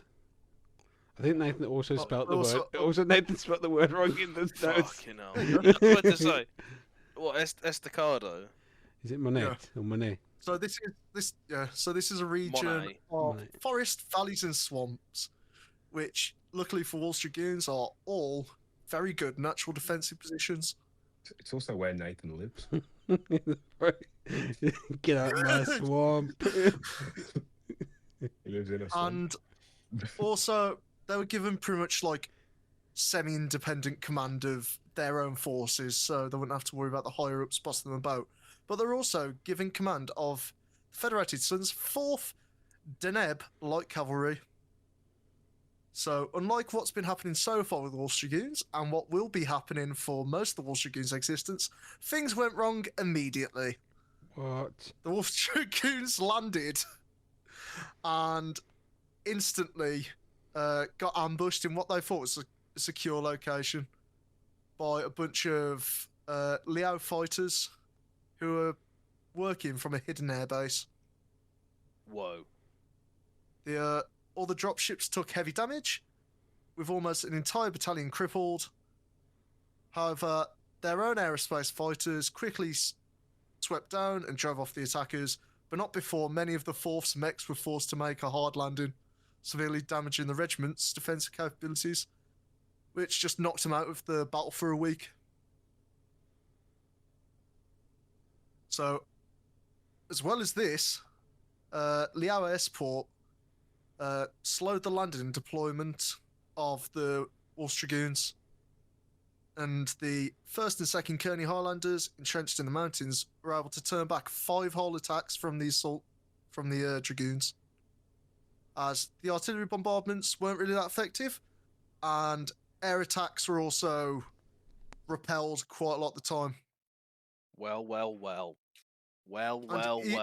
And even determined assaults by the Zeta Battalion, which, as was probably mentioned before, is mainly just assault mechs, were just blown back. The only real success that they had was the Epsilon Galaxy, who managed to take a hill nicknamed, well, it was called Hill 714. You know how in like World War II there's like a hill like 146, and it was like in the battle of Hill 146, like 500,000 like Come on, Japanese. you can do it. Fellas died. Don't make fun of me. Yeah, it's like 500,000 fellas died to take one hill. But they nicknamed it Pillbox Hill, and after 2 days of fighting, they finally managed to infiltrate some mechs behind the enemy lines, and then just assault them from both sides and take them out. Pretty hard to infiltrate mechs. Yeah. But even then, that's I was one thinking that, hill. and then I didn't want to say it because I didn't want to sound like an idiot. 'cause I thought it was like really obvious. Yeah. It is really hard, but somehow they managed to. I bet 7 Commando did it. They always do sneaky stuff. Fucking 7th Commando. Always sneaky. No, it was just straight up Colonel Dana Maguire, who was in charge of the Epsilon Regiment. I like how you say that, like we know, like we're personal friends of Dana Maguire. guys. Yeah, she's just Big Dana, you know. Yeah. She's on a mad one again. Dana the Donna, you know, that's what they call her. Dana the Dana the Donna. Dana the sneaky. Sneaky Dana, as you call her. Dana The Sneaky snake. Dana. The snake demon. Later on, Hill 714 was added as part of the battle honours, and the hill itself, the colours were put onto the regimental colours. And this was pretty much the only success the Dragoons had at all. Wait, There was 2 more. did you just say they put a hill on their regimental colours? Yeah, they put a drawing on the hill, drawing of a hill on the colours. That's what. Like, yeah, that's the emblem. They took a hill, and they get that for the rest of their lives. It's got a little. They've got a picture of a mound on their flag. Oh, To be fair, I don't think I'd want to like advertise that I only managed to took a hill. You know what I mean? yeah, but like, they're the only ones who managed to take a hill. There's 2 more assaults on the yeah, but Estacado position. Being the least shit member of a group does not make you good. What, like Make that you guy least- can take that isn't Gary Barlow or Bobby Williams. Hey, guys. There's 3 of them. Guys- There's 3 more. Guys, It's like the Baja Men all over again. guys, if you can take Hill 714, nicknamed Pillbox Hill, then you can put it on your flag. If you can take Pillbox Hill, you can what is it? Fucking repair a Lynx helicopter or whatever it is. You can repair a bike, you can repair a satellite system. Yeah, whatever that is. Yeah, man. Oh. You can tell I'm invested. That makes more sense if you've seen the UK naval recruitment Like videos. Royal Navy. Yeah. if you haven't seen them, that doesn't make any sense. Yeah, I was born on Stockton and Tees, but I was made in the Royal In the Royal Navy. Navy. Yeah.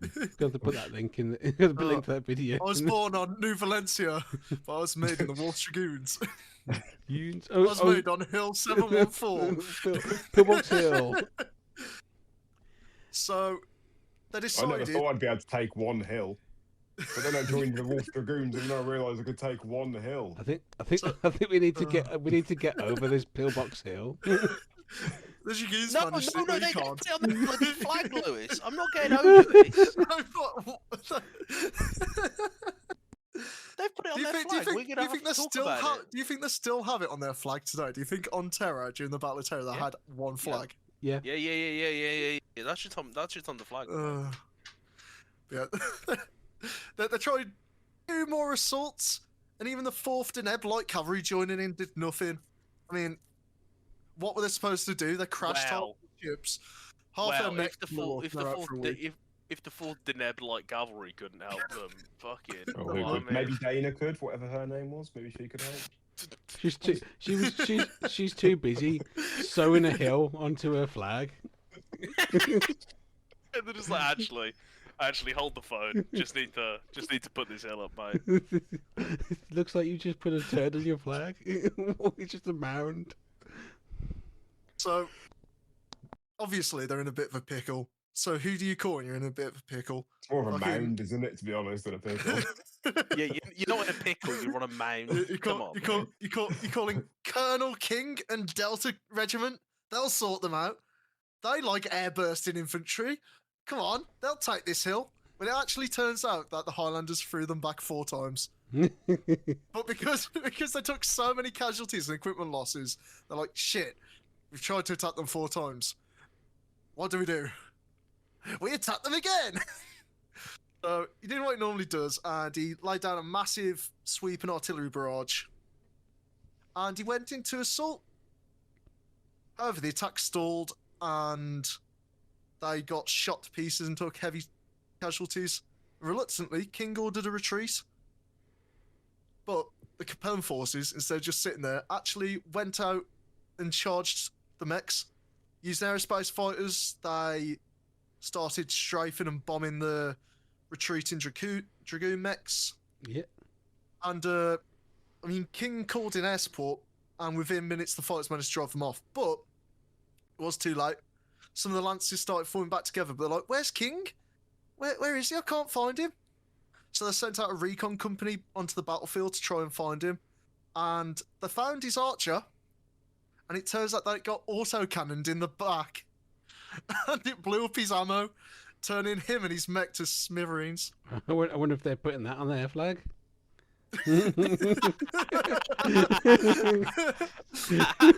Oh, look it's just an archer with like a red paste on the windscreen.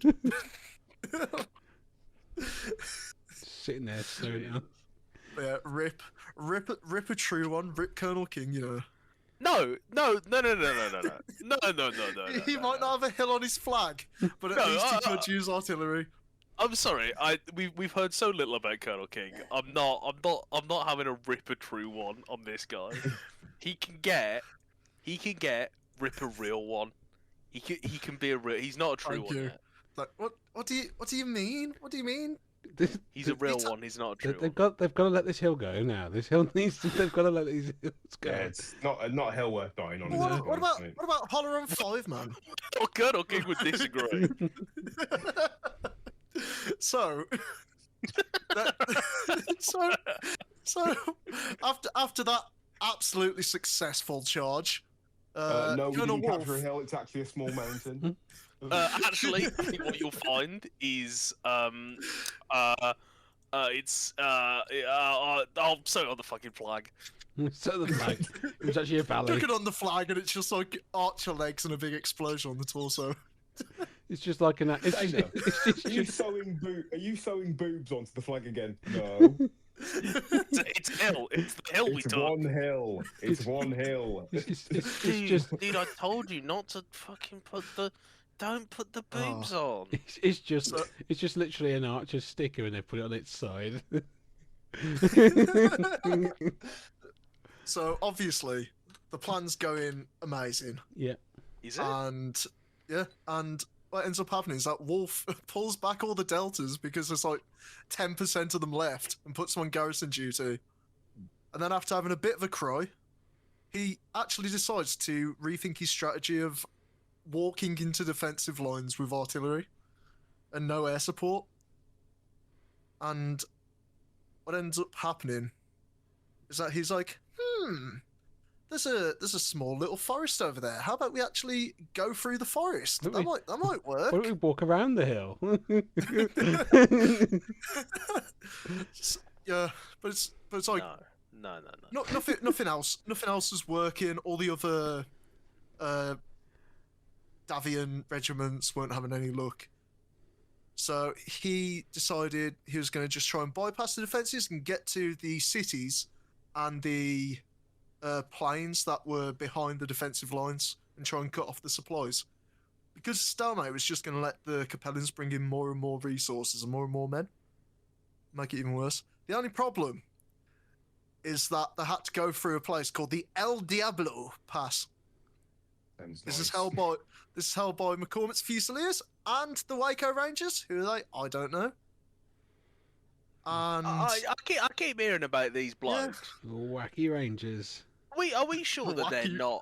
Are we wacky sure that they're races. not going to be important at some point? Nah. definitely not now. Definitely not now. All right. But yeah, they didn't know. Wolf wasn't sure how good the Waco Rangers were. He's heard a few things about them, but he hasn't really had a fight with them. And if you read the books, the first thing Wolf does is he goes, "Oh, can we have a fight, please? Like right now? That'd be really cool, actually."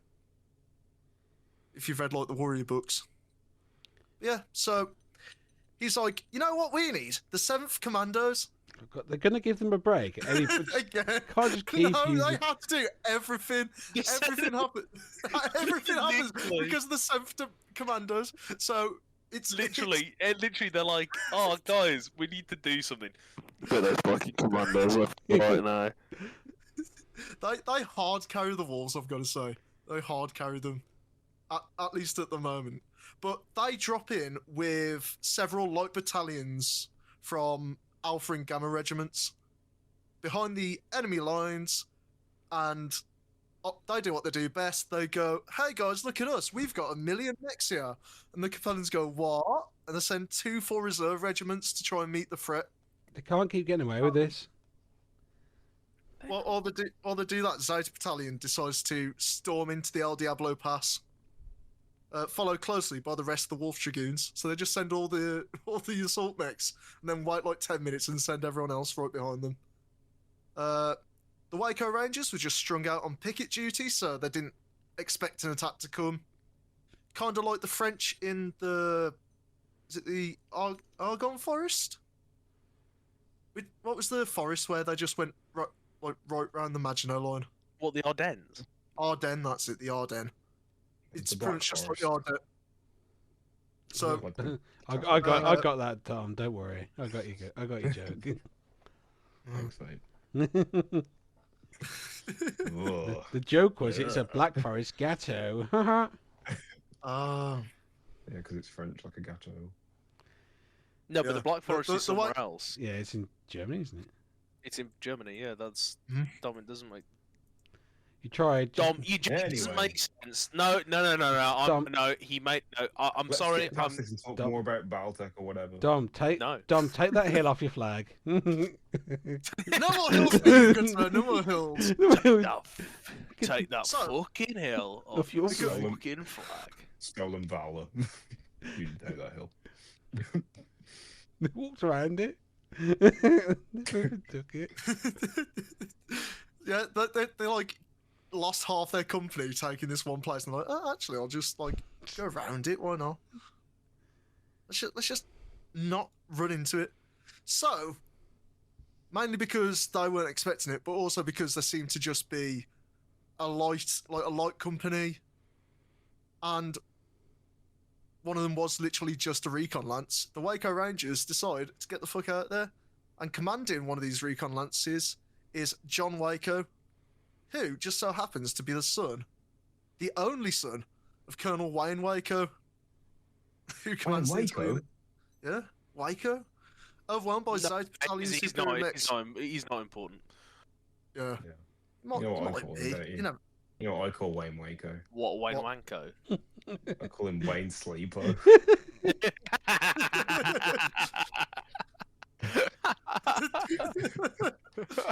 Fucking hell. Alright. Oh, God. Thanks, Dom. Let's just ignore. That's what I call him. Yeah, he tried his best though. Good old John Waco. He No, he used his speed to try and slow down the mechs, but they were caught in rough terrain, overtaken, and his wasp was surrounded and torn apart. The no. young ranger ejected, only to be crushed by the foot of a dragoon stalker. Yeah, no. I want to be very clear. I want to be very clear here. I think we Yeah. need to talk about the fact that the wasp was not ripped apart. He was in a wasp. He got shot once. Yeah, that's torn apart. Come on. That's enough to rip apart a Yeah. wasp, Tom. Yeah, He that's what I'm got saying. his mind out of the five and ejected. But it makes it sound. It makes it sound like Heroic. the Wolves Dragoons just laid into him. When Yeah. in reality, it was a little bit less. But to be fair, wasn't Wayne Waco like in a battle master at this point, and he's giving his son a wasp? You don't give Yeah, your but you he's don't- like on the front lines though. He doesn't even think this pass is getting attacked. no, but you don't put your favourite and only son in a wasp if you want him to In a light survive. mech. In this to survive a battle where you've got regiments running into each other. Lewis, I think you'll find that the wasp is a very well regarded. I'm more of a stinger man myself. I actually like a Valkyrie. Thank you very much. I like a heavy mech. Stinger. I barely even Barely know. even. Oh, for God's sake! Yeah, the dragoon stalker didn't even know he stepped on someone. To be Stalker? honest, but Oh, I didn't No! do it. yeah, Got and him. this ended up starting a bit of a blood feud, which we'll learn a bit Nah. more about in a bit, Nah. possibly. Yeah, swept aside by Zeta Battalion and then just destroyed by the other 4 battalions or 3 battalions, because one's having a picnic at the back of Wolves Dragoons. They scattered, and then you might be shocked to learn that McCormack's Fusiliers didn't do that well either. And within hours, the Dragoons had gone past the entirety of the Liao's stronghold on New Aragon, and one by one just captured all the cities and farms. They cut off all the supplies, and the defenders were forced to retreat. However, there was a bit of resistance for 2 months afterwards. And by the summer of 3008, New Aragon was firmly in Davion hands. And among the troops that were fleeing and retreating to Hunan was the bitter and angry Colonel Wayne Waco and his men, who heard false reports that a mech warrior of Zeta Battalion had deliberately murdered his son. He swore vengeance against the Dragoons. And to this day, he just refuses to serve any house that hires them. At the same time, he probably does serve them straight after, but you know. I mean, you say to this day. In the future. But I mean, this day in the future, It's a bit complicated. You have to be very high IQ to understand this. it's like Rick and Morty, you know, but with big It's like mechs. Rick and Morty. Yeah. Yeah, after winning this, they went back home. There was a massive televised event where Jamie Wolfe received the Crucius Cross, and in Davian announced the ceasefire terms of the Capellans. The Delta Company promoted a new leader, and they tried to rebuild themselves slowly.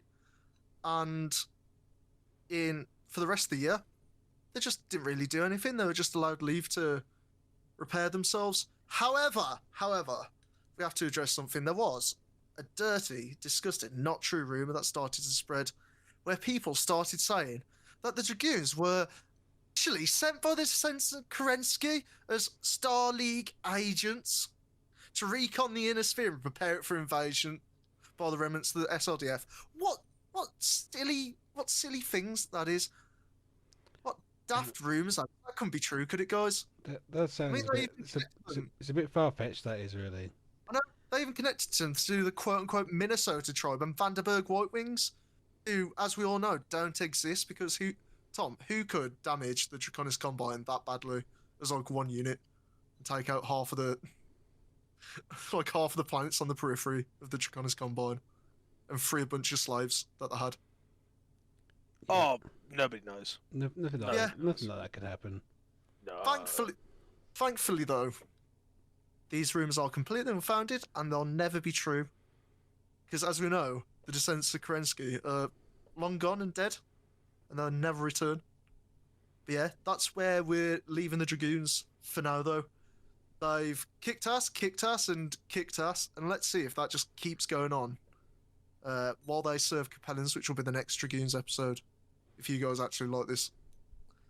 Let So us yeah, know if you like it. Put a comment in the comment place, or Put a send us a comment, message on, give it a on like. Discord. There's links there's links somewhere in the video or the Spotify. Also let us know if you want us to go over the different kinds of mechs they use, the different, like all the different culture stuff as well, which we'll probably do an extra episode on if people really want it. But yeah, let us know in the comments. But for now, we're gonna go for a break, and then we're gonna come back with Mech of the Week. Mech of the week. And Mech it's of the the War Dog week. this week, ain't it? Yeah. War Dog. Right. So yeah, we'll see you then. And we're back with Mech of the week. Mech of the week. And this week, it is the War Dog. Nathan was quite angry because it doesn't actually relate to any mechs that are around at this current point in time.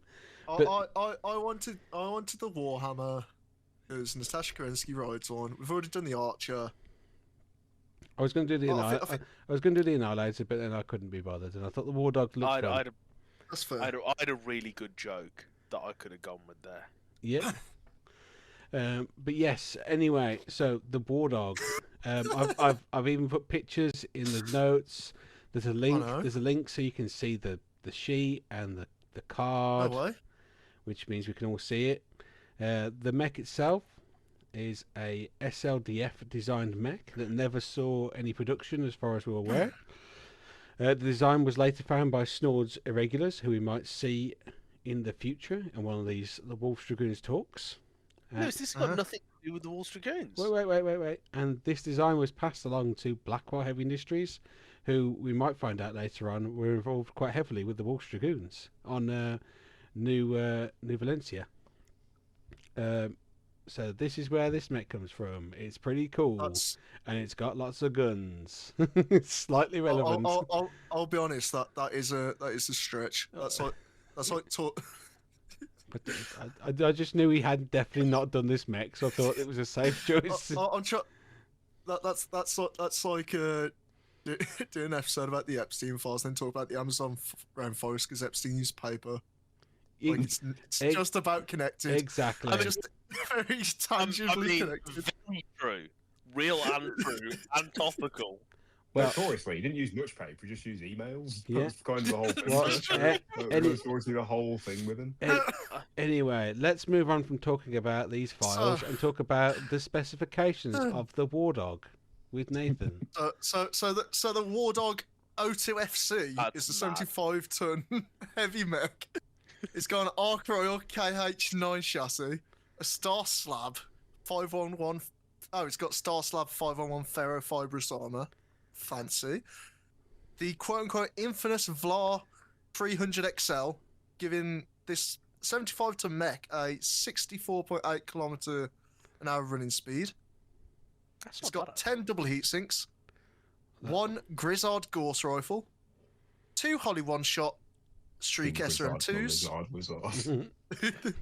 a Blankenberg large pulse rifle, two Martel medium pulse rifles, one Martel small pulse rifle. So if you like pulse rifles, here's your one. Where are you getting rifle from? It's pulse laser. It Laser doesn't Pulse say rifle. say pulse rifle. rifle. Where does it say rifle? Where are you reading this? The pulse rifle. It's got Gorse rifle. I got confused. Okay, and then one Burrow anti-missile system. It's also got one Garrett T12A Garrett/Guardian interface Model 2B Guardian ECM suite say that 5 Just times rolls off. fast. Just rolls It off just the rolls tongue. off the tongue. Mate, that's I like that's it. such I that's like such an that Tom easy thing liked to say. King the Grizzard and the Lizard. the lizard wizard. It's like, yeah, If you really think about it, ECMs are just like the VPNs. So today's sponsor is Garrett T12A, Garrett / Guardian Interface Model 2B, Guardian ECM Suite. We sold out. So it's worth you say that like we haven't. 15.7 million C-bills, which is 2.13 longbows, but it's only 1.12 longbows in BV, which is 1,814, Yeah. which is a bit of a difference, ain't it? That was so many words. Yep. Yeah, I'm confused already. Talk- Are we doing a VPN or what? Talking about words, Tom. Have you got some more words to talk about? Well, I've got some variants to talk about, Lewis. Yes. We have the WR-DG-03FC. The only official Blackwall variant, the 03FC of the War Dog modifies the mech to carry a more devastating close to intermediate range arsenal. The primary long range weapon is an ERPPC. As the mech closes, it brings its devastatingly powerful heavy Gauss rifle to bear on an enemy. Finally, for close ranges, the mech's weapons loadout is augmented by 3 ER medium lasers and 2 medium pulse lasers. The 03FC model also carries a C3 slave unit to share targeting data with allied units. Now this comes in at a whopping 1,962 Battelle value. Yeah. That ain't too bad, but then you just gotta add the C3 value as well. They're Oh, we don't talk about that. They're changing it, aren't they? It's changing with the test yeah. tools. Oh, that's cool. It's not as much as it was, if I'm right. Changes. Yeah, that's a decent loadout, I think. Heavy Gauss rifle is it 25 damage? Yeah, but you can tip over. Yeah. Depends on the range as well. If it's the further it is away, the less damage It also depends on how heavy the mech is. But, true. Yeah. Anyway, nobody cares. Is it I'm guessing it's going to be an Innisphere ERP PC, ain't it? That one is, Yeah, yeah. Or yeah, 10 damage, but you got a decent amount of range, and then Who fucking knows? 3 medium lasers, 2 medium pulse lasers. So you got to really get close to actually use the pulse lasers because they are probably in a sphere. Overall, it's not bad. It's not a bad mech. I have an even better variant. What? Ooh. The Mas-Uwu. Ooh, it is. Ooh. The Masa Uwu. The Mas-Uwu. Developed by Can Coyote, is a dueling machine. Tom watched You can one play figure Yu-Gi-Oh in skating it. competition. Tom watched one figure skating competition in the Olympics, and he's suddenly Japanese. I am, yeah. You've met me in a very Masa-Uwu time in my life. This was developed by Clan Coyote as a dueling machine. You can Scientists play use- Yu-Gi-Oh in it. Oh my fuck! Shut up, Nathan. Shut your mouth. It's time to- Oh, for God. Scientists use an endosteel chassis as its base. It carries an XL engine and 16 double heat sinks. 4 jump jets allow it to jump 120 meters at a time. The right arm Jesus. carries an LBX-10, and the left arm carries a pair of large pulse lasers. These are Clan variant. Oh. The right and left torsos have a Streak SRM-2 to capitalise on the damage inflicted by the heavier weapons. The right torso had an AMS, with an ER small laser was mounted to the opposite torso. The AMS and Streaks each had 1 ton of ammunition, and the LBX had 3 tons of ammo. And this comes in at a interesting 2,299 BV. It's quite a spinny. I don't know how I feel about it. I mean, they really, really did try and sell those Streak SRM2s, didn't they? They Yeah, really tried so hard. You Yeah, can't yeah. tell them. they were like, yeah, Streak SRM2s, and it's like, they're fine. It's like a used car salesman trying to advertise a dent in a car. You're like, it's actually a feature from the designers. It's like, no, it's awful. I'm not a fan. I'm a fan of the rest of the mech, just not the Streak SRM2s. Even if it was like they just made them into a Streak SRM4, You could, like that'd be better. knowing Battletech, you could probably take both of them out and put a Streak SRM6 in. No, it'd be Streak SRM2s are the same weight. 2 Streak SRM2s are the same weight as a Streak SRM4. Okay, that's fair enough. Yeah, I I'll don't, allow it. I don't think it's too bad of a mech. It's quite spenny, but it's got Well, it can jump about. I have another variant, What? which I know I've got one more variant. Uh huh. You're gonna say to me, Tom, but you said that was the last variant. I didn't, but I intimated it. But no, there is actually one more variant, which is the War Dog Turanga, which is a custom variant. Piloted by Arena Gladiator Hubert Turanga, this mech has been modified almost to the point of turning it into an Omni-mech. In a matter of hours, Turanga's techs could reconfigure it with a variety of weapons and equipment, and if given a day, they Orangus could decks just refit don't it. get the credit, do they? To be honest, these days they don't get the credit, They even though don't. they're really the brains behind the whole operation. What, mech techs? I know. Yeah, It's just not they don't enough. get the credit. It's true. Basically, he has a really customizable one. However, that's all we know about it. Yeah, no. Yeah. So no, so does he have like Omni-mech gyros? You got two at that point, don't you? That's no idea. no, Literally no we clue. don't know more than that. There are. Who It knows? is noted as well on the information for this mech that there's a bunch of Solaris versions. So I assume it's a mech that I think this one later on was sold to a lot of mercenary units, and I think obviously worked its way into some of the Solaris kind of stables. So there's a load of them because I guess it's quite a sturdy kind of platform, I suppose, and it's got enough weapons you could probably pull some out and put some more back in. But obviously you can have a look at the sheet because I put a link in there. It's pretty sturdy fella. 4/6 movement. Every gun you could possibly want to have, but apart from any LRMs. I think it's pretty good, the standard one. I'm not sure about the one-shot SRM Streak SRM2s there on its legs.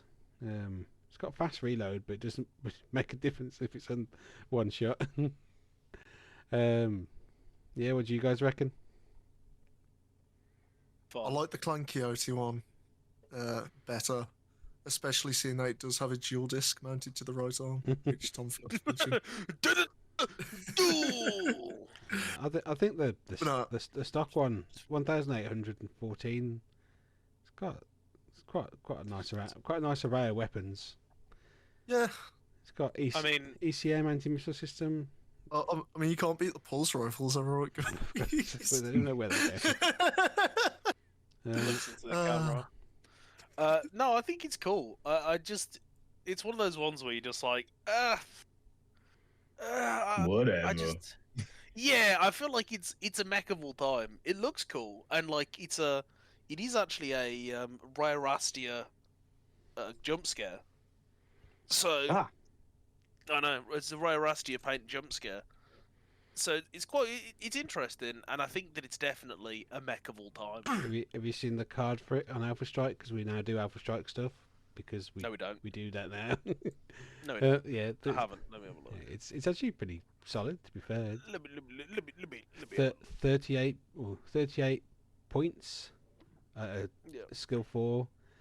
Team M1. It's okay. Movement 8. 4, 4, 2. It's fine.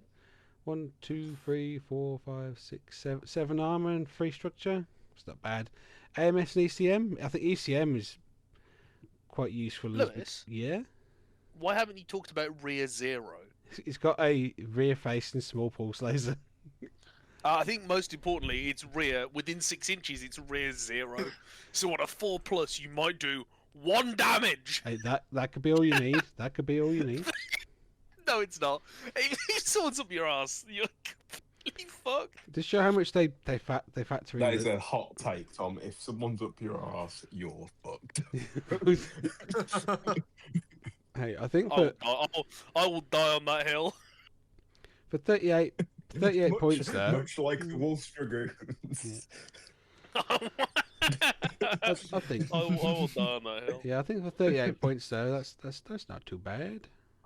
To be fair, I'm so out of the Alpha Strike thingy. I don't know what a good 38 pointer looks like. Yeah, I'm gonna have a little look. What do you even have the Clan Coyote one? It's not even on the variants list. On that. So cool, actually so cool. But yeah, it's a cool mech. I think it looks cool. Obviously the The metal model looks fine, but I think it looked pretty cool. Maybe if they do a plastic of it, but I don't know if anyone's screaming for it currently. hmm Just thought he was a cool little guy. Yeah, that's pretty much it for him, isn't it? Anything to add to the War Dog? Are you guys going to be adding one if they came out in plastic to your stables? You know, I actually would. I'd give it a nice Oh. shake. I reckon that'd look good. It's, Look good in Gallus. That would. It's a bit of just like a bloke mech, Just which I'm usually not a fan of. But it's got the clan like vents on the sides, Yeah. so it earns back a few points, and it has a weird like just a sphere cockpit. That's Yeah, that's pretty good. Yeah, that is pretty cool. What'd in you the call artwork. me? Sphere cockpit. But yeah, Tom, what do you reckon? Yeah. Yeah. It's a. It's not. It's like not. the- It's not a clan mech. Still kind of. So isn't. I'm not, I It need is. to. I need to be a little bit more like. I feel like I've been like a real Debbie Bit of a Downer downer. recently, If and it was a Bit of a- caveman or a Japanese man mech, would you be happier? yeah, 100%. If you had a- I like like I don't know what it is. I'm just. I think if it I had. just need to. I need to get more. I need to vibe more with some stuff. this man just loves the Flintstones too much, you know. If you had a. If you had, Yabba dabba if you had doo! if you had an Unga Bunga club or a samurai sword, he'd be Whoa, all over it. whoa, Lewis. Yeah. Or if they had a dinosaur head poking Sorry, through the you cockpit can't, canopy. Lewis. You can't call them unga bungas. Sorry, I didn't realise that was That's highly offensive. Rude against cavemen. Oh, Yeah, you're being cavist right now. I'm going to be cancelled. Yeah. Anyway, before I get myself into more trouble with the cavemen, My best friend only got with a caveman because he had a big hog. That's right. I haven't. Loose. Quick, end the section before you get cancelled in I'm going. I'm trying. 25,000 BC. I'm trying Quick. to. I'm trying to. I'm gonna cancel next- Lewis. It's next- just, next it's just a rock. It's just a rock painted on Lewis's face with a big X like drawn over it. Next section, Nathan, get your bag out. Get your mailbag out. Get your mailbag out. Nathan. Get your Oh, okay. Let me get the bag out. Let me get the bag out. So, Okay. There you go. That's on my desk. So, it seems like we've got some questions in there. you So got some. let's see. Got The some first questions. one is from. The first few is from House This only. L506 on the Discord. It's only from House. just. Oh, is it just House It's this just week? House, but House has actually got Okay. like some actually really Thank you for solid sending them. questions. So, first off, what would you like CGL to work on next? Go, Lewis. Probably some more fun ill-clan stuff in different places than we've seen currently. Like another hotspot fine. area. I don't know. That ain't actually that bad, yeah. Tom, what about you? What do you want? getting their shit together. For God's sake. Well, Tom stole mine, so I need to come up with one while Dom tells me his. This is really easy, obviously. It's a Snoop Dogg board game. Some sort of serial game. Some sort of serial Snoop Dogg game. So, I want CGL to work on more Word of Blake stuff. Give us the Celestials. Give us all those mechs. Give us some proto mechs. Those would be cool. They're supposed to be coming. Like they were supposed to be out last year, so I don't. They should be not far Yep. away. I don't know. Maybe next year. They seem to This seem is to have the, hired Linkar as their planning director because it'll be there when it's finished. It'll be out when they're finished. Yeah, we've got to wait a bit for them, but I just can't wait. I actually am tempted to get some Wobby stuff. Yeah. To be fair, the Celestials would be sick as. Yeah. They're quite. Yeah. Jokes aside. Dom, what do you reckon? What? Don't do his answer. Yeah. Yeah. Okay. Dom's done his answer. Snoop Dogg ball game. Oh yeah. There's some, What we're all looking for. So then, next question. What new mechs would you like to see in plastic? So I would like to see the Onaga, I believe it is, the Jade Falcon guy where he's got the big Hag 30 or Hag 40 arm. Mm, Because it's just a really cool mech. What about you, Dom? Don't say Snoop Dogg. Well, that was my first answer. I would like to see the Emperor. Yeah, it's fair. It isn't. It's even in the rule book that he's supposed to be coming out, but obviously never did. Yeah. Actually, there actually is an Emperor battle mech that came out in the Yeah, I know. in the first. I know. Is it the first Star And they League? didn't ever release it. It's not the Star League. Oh, I have it. I've got mine painted. It's the second Star League Yeah. box set, isn't it? Everyone laughs at me, but they're not laughing now. So, I know Dom- about battle mechs. Dom, you want them to bring out a plastic mech of the Emperor that they've already brought out? No, I think Oh, he I wants the thought- Pope one specifically. No, I want the alternative variant. That's fair. Or do you want a pre-paint of Sun Tzu's the Hour's Golden Emperor mech? I would fucking kill someone if they do a pre-paint. Just it's just gold, so you just be a gold Emperor model. There's not like any like markings for the capellans on there. Just No like battle orders. It's just a gold. completely gold sprayed mech. Oh! They forget to spray the bottom of it, so it's still like grey, like on the undercarriage. Ah. But yeah, Oh, we laugh. We laugh. so Dom wants a variant of the Emperor model. What do Yeah, you but want, it's got Lewis? 2 maces. It might be. I'm not sure.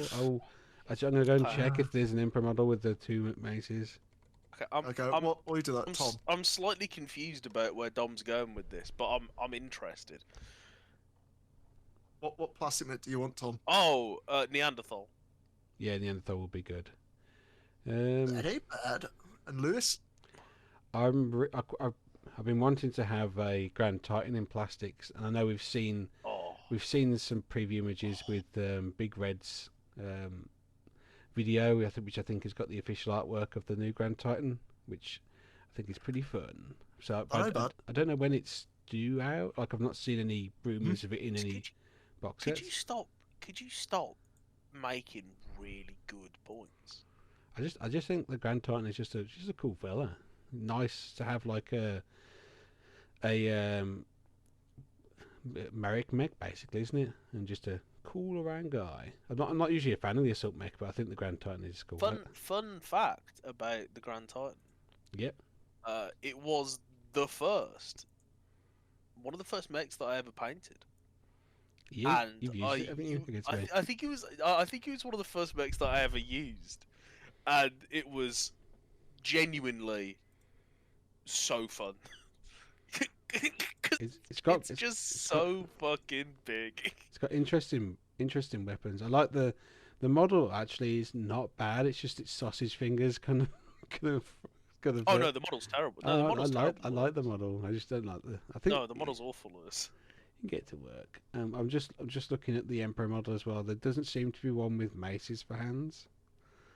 He's got guns for hands. It's got guns for hands, but there's not any. They don't change it for any maces. Some have got triple strength mimer. It's like some of them actually go in and quite happy punching people. With the guns. Yeah, it's quite happy smacking people with its gun arms. Very nice. The 6L. We're all happy with our... The 6L's 2,746 points. It's quite expensive. Hot diggity damn. That's like a light club mech in God. points. There's one. There's a Risk one as well. That's one Tom would like. Oh, but that's the one I've painted, Lewis. Styled after the Golden Emperor pilot by Zheng Zhu Liao himself. Yeah, so that's the one I've got painted, the Risk one. Oh dear. Oh dear. Yeah, I need to run those Risk ones out again at some point because they are a real laugh a minute. Cool. And So, yeah. we've got one more question, haven't we? Yeah. Which is, where would you like the narrative to go next? I personally would like them to do a little bit more with the Capellans, just because I think they're kind of set up at the moment with new leadership spoilers, and they've got some of the coolest tech, and they've had a bit of a fight, but they're not as bloodied, I think, as some of the other areas are. I think they're not. It's not like the Davians who are reeling or I think even the Cretans are reeling slightly, aren't they? I think everyone else is kind of on the back foot, whereas I think the Capellans have been knocked back, but I think they're big players this time round, aren't they? Well, they've also got the greatest incest baby in charge now. So, Yeah. I thought that was Clan Wolf that had the greatest incest baby in charge. To be fair, Clan Wolf having like Nope. your brother and also his sister and also Jamie Wolf as your dad it's crazy. And yeah, Is it Deny Central Liao? Yeah, that's who, I think that's now who's in charge.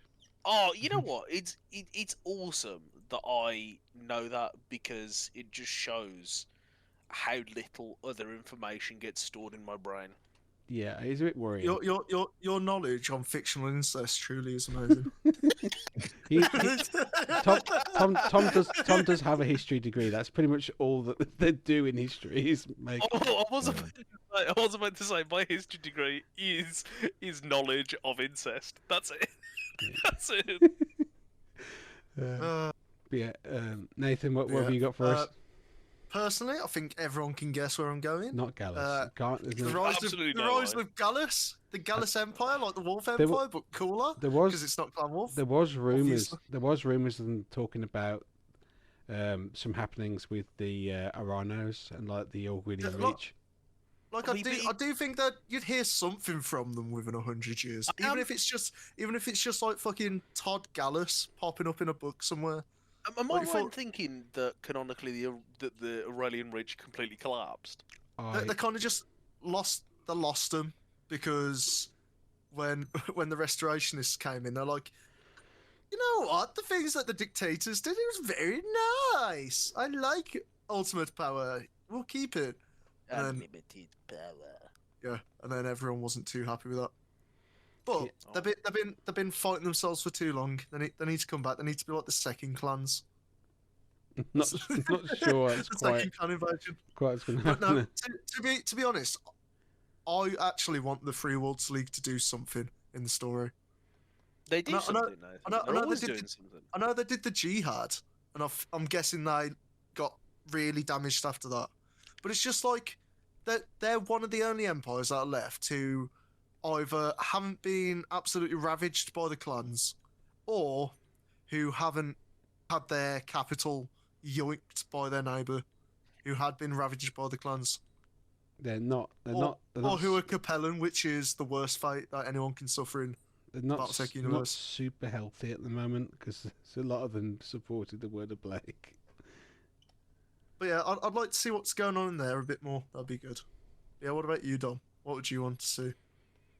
I want more time travel in Battletech, so I basically want them to go back in time to when Alexander Kerensky's great granddad was, when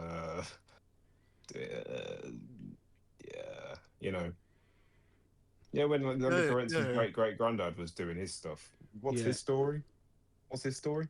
Being Russian. We don't- That's we what don't he's know. doing. We don't know. We don't know his story. I'd like to see his story. What do you want, Tom? Oh, I want to know more about what Yubari Takuda's up to. Who's that? He just made that up. He's not really a person. No, they're an actual person. They're a Shinji person. Nakamura. That's who let's find out about Shinji Nakamura. They are my from my favourite book. I mean, we need to know more about the DES team 6654, the 5th Galadon regulars, and Vost Lance. Can you guess what I want to know more about? It's the spy book. More. No, it's not.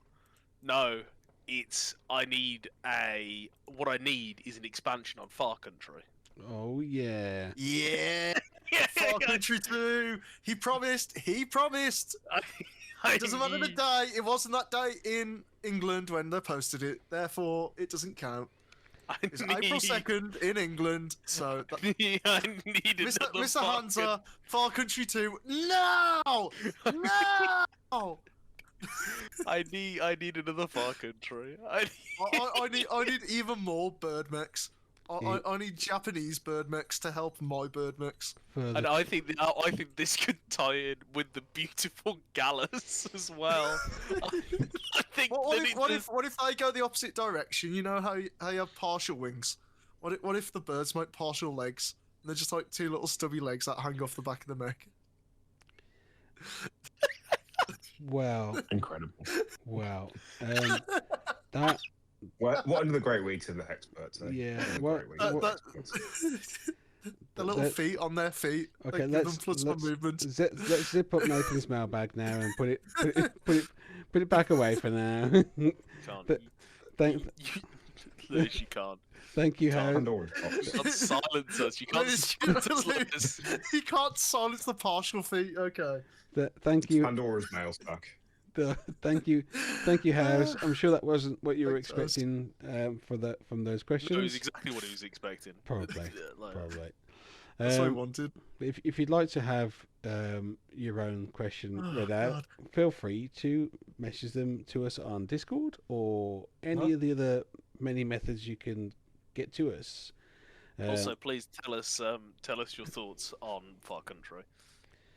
Yes, I actually want your opinions on Far Country. And if you support our sequel, use the hashtag partial feet on Instagram and Twitter, and we'll see your conversions of partial feet on mechs that you'd like to see. I don't want to be searching partial feet, please. Lewis just wants to be searching whole feet. Oh. Hashtag partial feet. Hashtag partial Please feet. don't tag us into partial feet. Hashtag partial feet. No. Anyway, people, it is imperative that we get Mr. Hans's. Send post on Mr. Hans's Instagram post, hashtag partial feet, hashtag Far Country 2. Release the Far Country subscribe, tell your friends about us. Whenever you're in an Airbnb, just stream our YouTube videos on there. Leave a copy of the Hexperts in the drawers next to the Bible. Release the Far Country files. Release the Far Country files. Yeah. Thanks for listening, guys. I can't believe you got it this far. What are we doing next week, Nathan? Are we doing more Dragoons, or are we going to go to Italy? I think Tom's going to actually plan an episode. That's all I think. What? Tom couldn't plan his way out of a paper bag. My lord. If it falls to me, we're either going to go to the Wolves Dragoons under the Capellans, and if they don't have like 50 pages of them fighting for the Capellans, maybe actually talk about some other parts of the Dragoons. Or I'll talk about my time at the Italian Open. Italian Open. I can actually plan an episode if you want. Anyway. Yes. It'll be a surprise, so we'll see you guys next time. Next time. Bye.